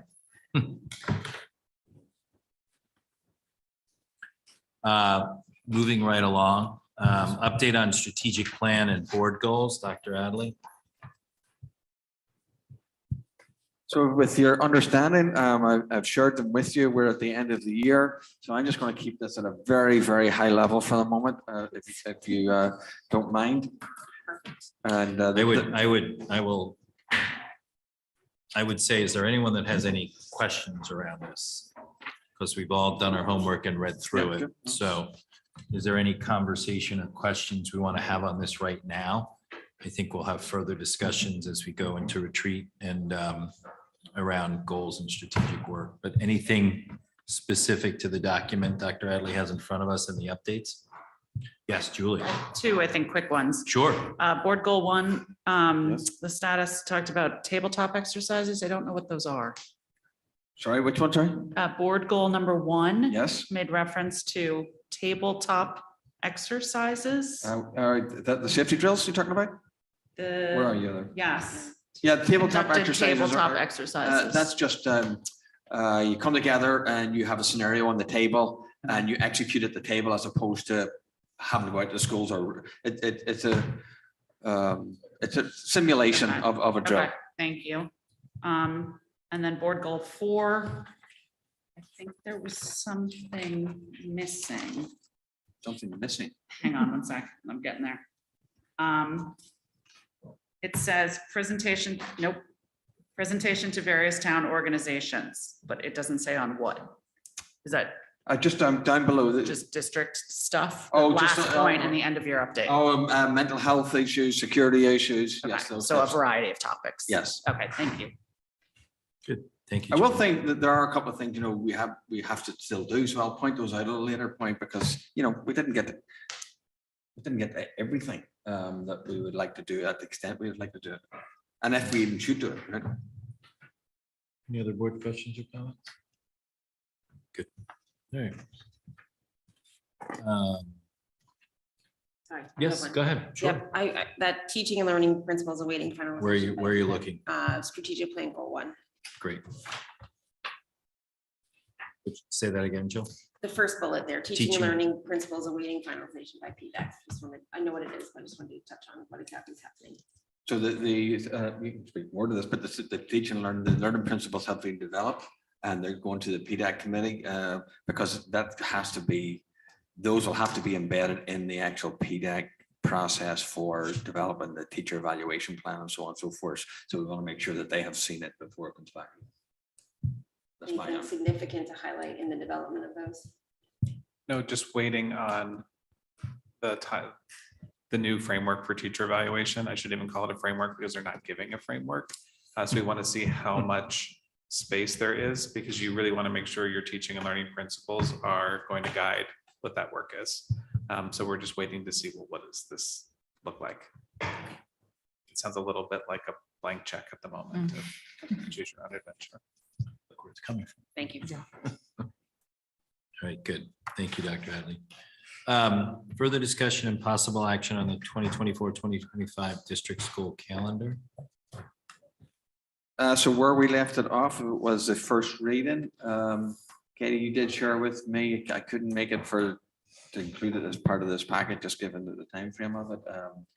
But I did look at I think it's the community schools of Frankfurt, which is in Indianapolis. It sort of did, if you remember what Katie had suggested, to take a couple of days throughout the year, put in a couple of days where you might be able to make them up. So that is one scenario. I would say just in general that I think this will be a better recept. Currently what you have, like our current plan will be better received by our staff per se. One of the things for that is it was predicated, I think, on taking a couple of, I don't know, let's take January and say if there's a snow day between the 1st of January and the 12th of January, you would make it up on the 15th of January. If not, then there's no school that day. If that doesn't play out for snows, then you're ending up with at the end of the year a longer school year, technically. So I think It comes as contractual issues. Would there be contract? No, there would be contract consternation probably. They have to work a certain amount of days, but you don't dictate that. Certainly the teachers don't say what those days are, but it's not a crazy idea like by any means, right? It's a reasonable idea and one we can explore further. We want to have a deeper, more fuller discussion on that. You can either defer this or consider that for next year type thing. I personally don't think it's going to be well received by our teaching staff. Yeah, it's nothing I would do this year, but we can put it on the table for further discussion. Any other questions, comments? This is the following year, right? This is 24. Yeah. Yep. All right, may I have a motion to approve the 2024-2025 district school calendar? Sarah, second by Tara. All those in favor? That is unanimous. Everyone present. All right, good, thank you. Discussion and possible action on relocation of Oxford Playground and equipment to Hinley. So we Rich or who? Rich. Okay, go ahead. So this is happening outside of our normal financial report. One of the main reasons is there's a little bit of a time crunch. Since we have multiple building projects kind of converging at once, we do have a playground at Oxford that has to be moved, whether it is either moved to Hinley or demolished, it does have to go. It is a relatively new playground and only about 9 years old and in very good shape. With another building project going on at Hinley, the current playground structure does have to be removed. And they will be down multiple playscapes. So the recommendation is to move the playground at Oxridge, this 2014 playground, to Hinley so that they can have that playscape in place. The cost from the vendor is $64,890 to move this playground, which is in very good shape and is actually better than the current playground that exists that has to go at Hinley. If you recall from our previous financial report, we are running a relatively strong balance. If approved, we bring that balance down to about $761,000. We would recommend taking the funds from the unused student interns that have been unused as we've tracked the financials for basically the entire year, and then some savings in health insurance. Thank you, Rich. Right. Yes, John. So 2014, I think they raised 80,000 for it. So I just want to make sure we're being financially smart. So what's the useful life once it gets moved to Hinley? It should at least get more than 10 years. Okay. Down the road. And that 80,000 didn't include the site work. It was Correct, just like the the mulch equipment. and Yeah, the, yeah. So the it was fibers. much more than that. If we were to not do this, you would probably need about $15,000 to demo the existing playground at Oxford and probably close to $100,000 to build a new playground at Hinley. Okay, and then from a building standpoint, they're perfectly fine with the equipment. So Hinley is very much in favor of receiving the equipment. Okay, well, it's an awesome playground. Julie. And just to confirm, Oxridge is getting a completely new. Yes, which is why this one is going. On a slide. Sorry, I shouldn't have mentioned that. I'm sorry, what'd you say? Sorry, I shouldn't have mentioned that. Sorry. And a slide. Just the line in the memo, it says given there are no funds available in the HHR budget. I don't know if that's exactly true. It just makes more sense for it to be done at the board level. It wasn't a planned expense as part of HHR. Yeah. So if you weren't having any building projects going on and, Oxford raised $80,000 to have a new playground, you could do this normally as part of your operating budget if you wanted to move it to whether it be Hinley or another school. Well, again, you raised a question. I mean, why isn't it part of the building budget? Or maybe I'm asking you, but like we have contingencies, right? Well, that's what I was saying earlier. Okay, I don't know that we okay, do, okay, but we got don't it. have the bids in. Okay. There's not a lot of flexibility in the budgets. It doesn't really Okay. make sense for us to take it on in terms of how much flexibility we're carrying at this stage. But also it sort of falls in between the building committees. It's not really something we were planning to do, but it's silly not to. Got it. It's Okay, thank equipment you. in great shape. Good. May I have a motion to approve a transfer from the Board of Education FY23 budget in the amount of $64,890 to fund the relocation of the Oxridge School playground equipment to Hinley School? John Cini, second by Jill. All those in favor? That is unanimous by everyone present. Thank you. We will move on to a discussion and possible action on the renaming of the Darien High School Oval Road. Alan, do you want to talk through this? Yes, thank you. And I recognize that this is an unusual request and sort of the timeliness of it, given that graduation's around the corner. I want to thank the Wave Strong. Do I have some of the Wave Strong parents here? I don't think so. I don't think so. Okay, because I'll just mention them if I may. There's a couple, in particular, Laura Bremer, Kim Swift, Amy Overfinger, right? So those couple of parents are certainly highly involved, as are some coaches, students, community members, and essentially, yes, sort of late in the process, but they came with the idea of could we not even rename the oval doesn't have a name, right? But name the oval Wave Strong Way in 3 particular areas and at the 3 entrances. This organization, as you know, has been instrumental in supporting our students, collaborating with our administrators and our high school in particular through the last couple of years and the challenges that we've faced. I have put down there why it exists, because I think it's important that if any organization wants to suggest something, you should you should understand why it exists. And this is in their own words to break down stigmas around mental health. We have strongly been a partner with the school in supporting all of our students. Preliminary online discussions with P&Z, the police department, chairman, just individual request, and the first selectman seemed to think that this would be, we could do this. But that being said, what I'm coming for is to say, essentially, can the board vote to initiate the intention of moving forward with this proposal with the understanding you got to go through the whatever processes we got to go through, whether we know what they are now or whether we don't know what they are now. This would be dedicated to all the high school students. That's the intent of it. If the board does go through with it, they are going to, there's only 2 days to graduation, so that there will be a PR thing tomorrow. There'll be notice tomorrow. There'll be a photograph of it tomorrow. So they're ready to go. And I may be a wee bit presumptuous in this in the way I'm putting it forward, but there's no way to make it happen quicker without us doing it in this particular way. I think the group understands or was educated in that there's a process around this and we don't necessarily have the right policies in place. I reached immediately out to our first selectman, Chief Anderson, and Chairman of Planning and Zoning.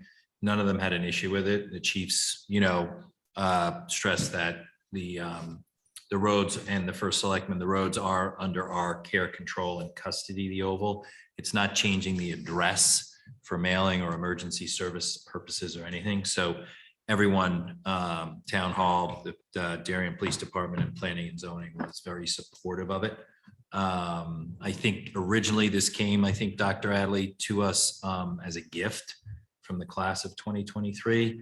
Alan, I think, in a great idea, went out and spoke to them about being, for everyone.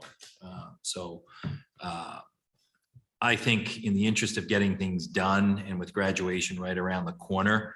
So I said to Alan, let's push this up to the board. I know a lot of individual conversations, we made sure everyone understood kind of what we were trying to do here. So they understand we're going to go through our process, but I don't see any issue in putting 3 signs up that describe it as, Wave Strong Way.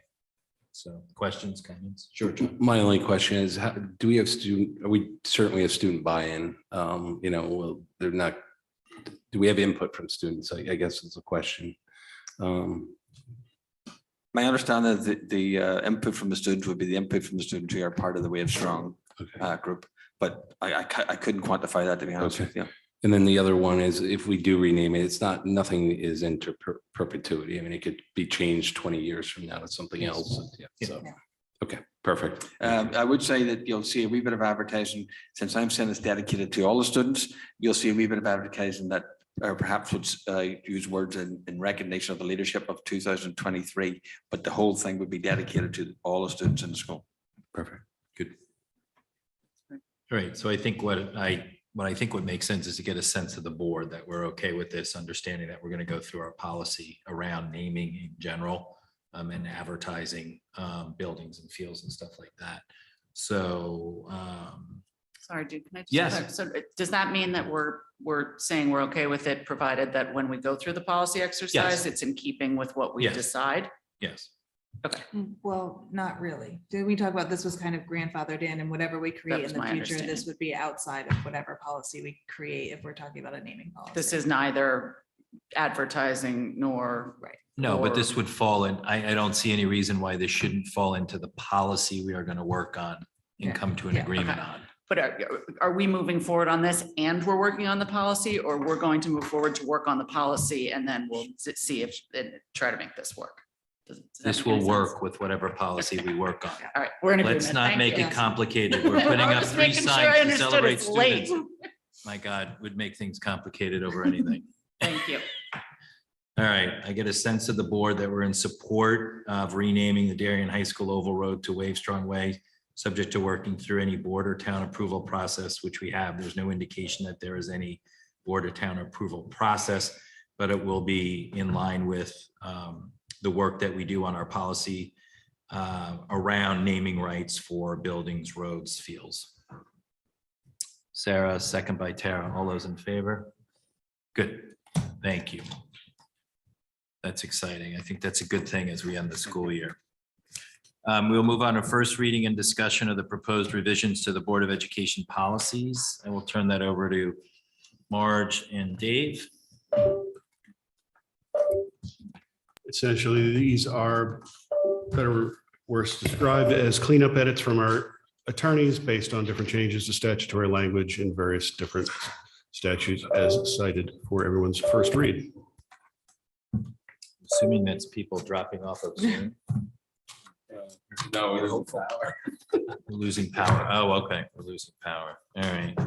So a lot of work done by Marge and Dave and the Board Policy Committee here. So this is a first reading and discussion to these policies. Any board comments or questions as they stand right now?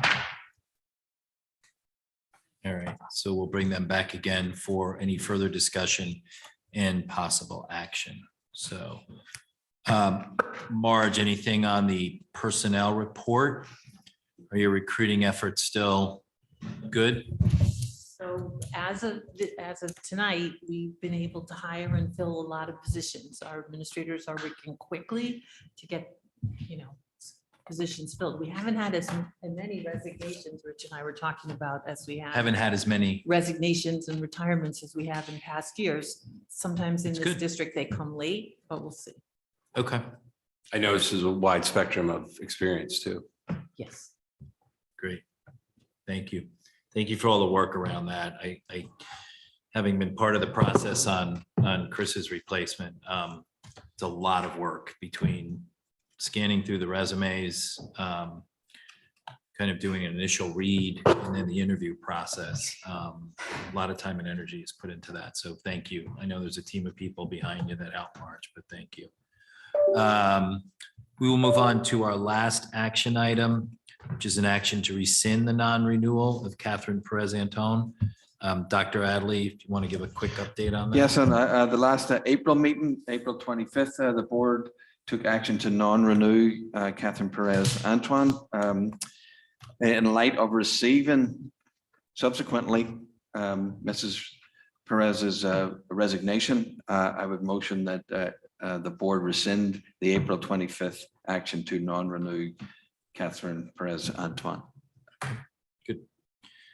In light of receiving Ms. Catherine Perez Anton's resignation, may I have a motion to rescind the April 25th, 2023 Board of Education action to non-renew Catherine Perez Anton? Motion, Dave, second by John. All those in favor?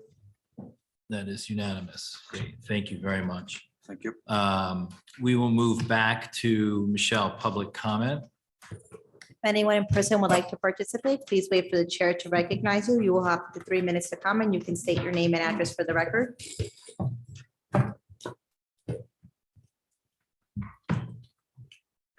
Tiffany O'Connor, 48 Lee Warden Road. I didn't expect to be back at a Board of Ed meeting after my youngest graduated. It's a strange feeling.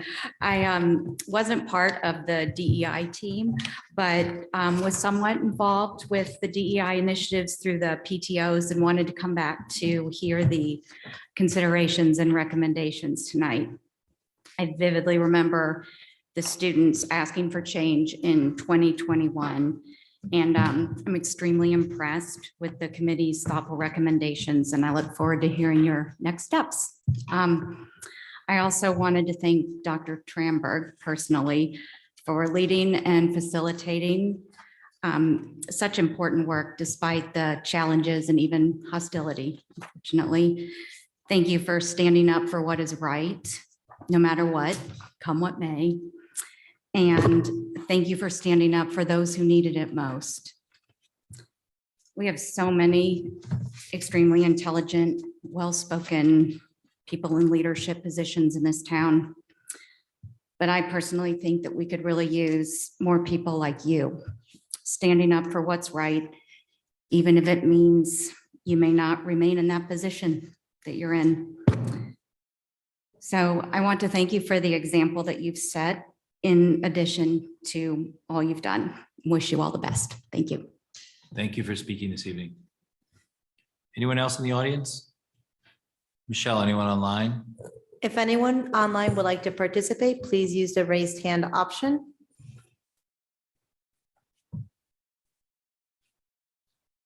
There are no raised hands at this time. Thank you. May I have a motion to adjourn? Jill, second by John. All those in favor?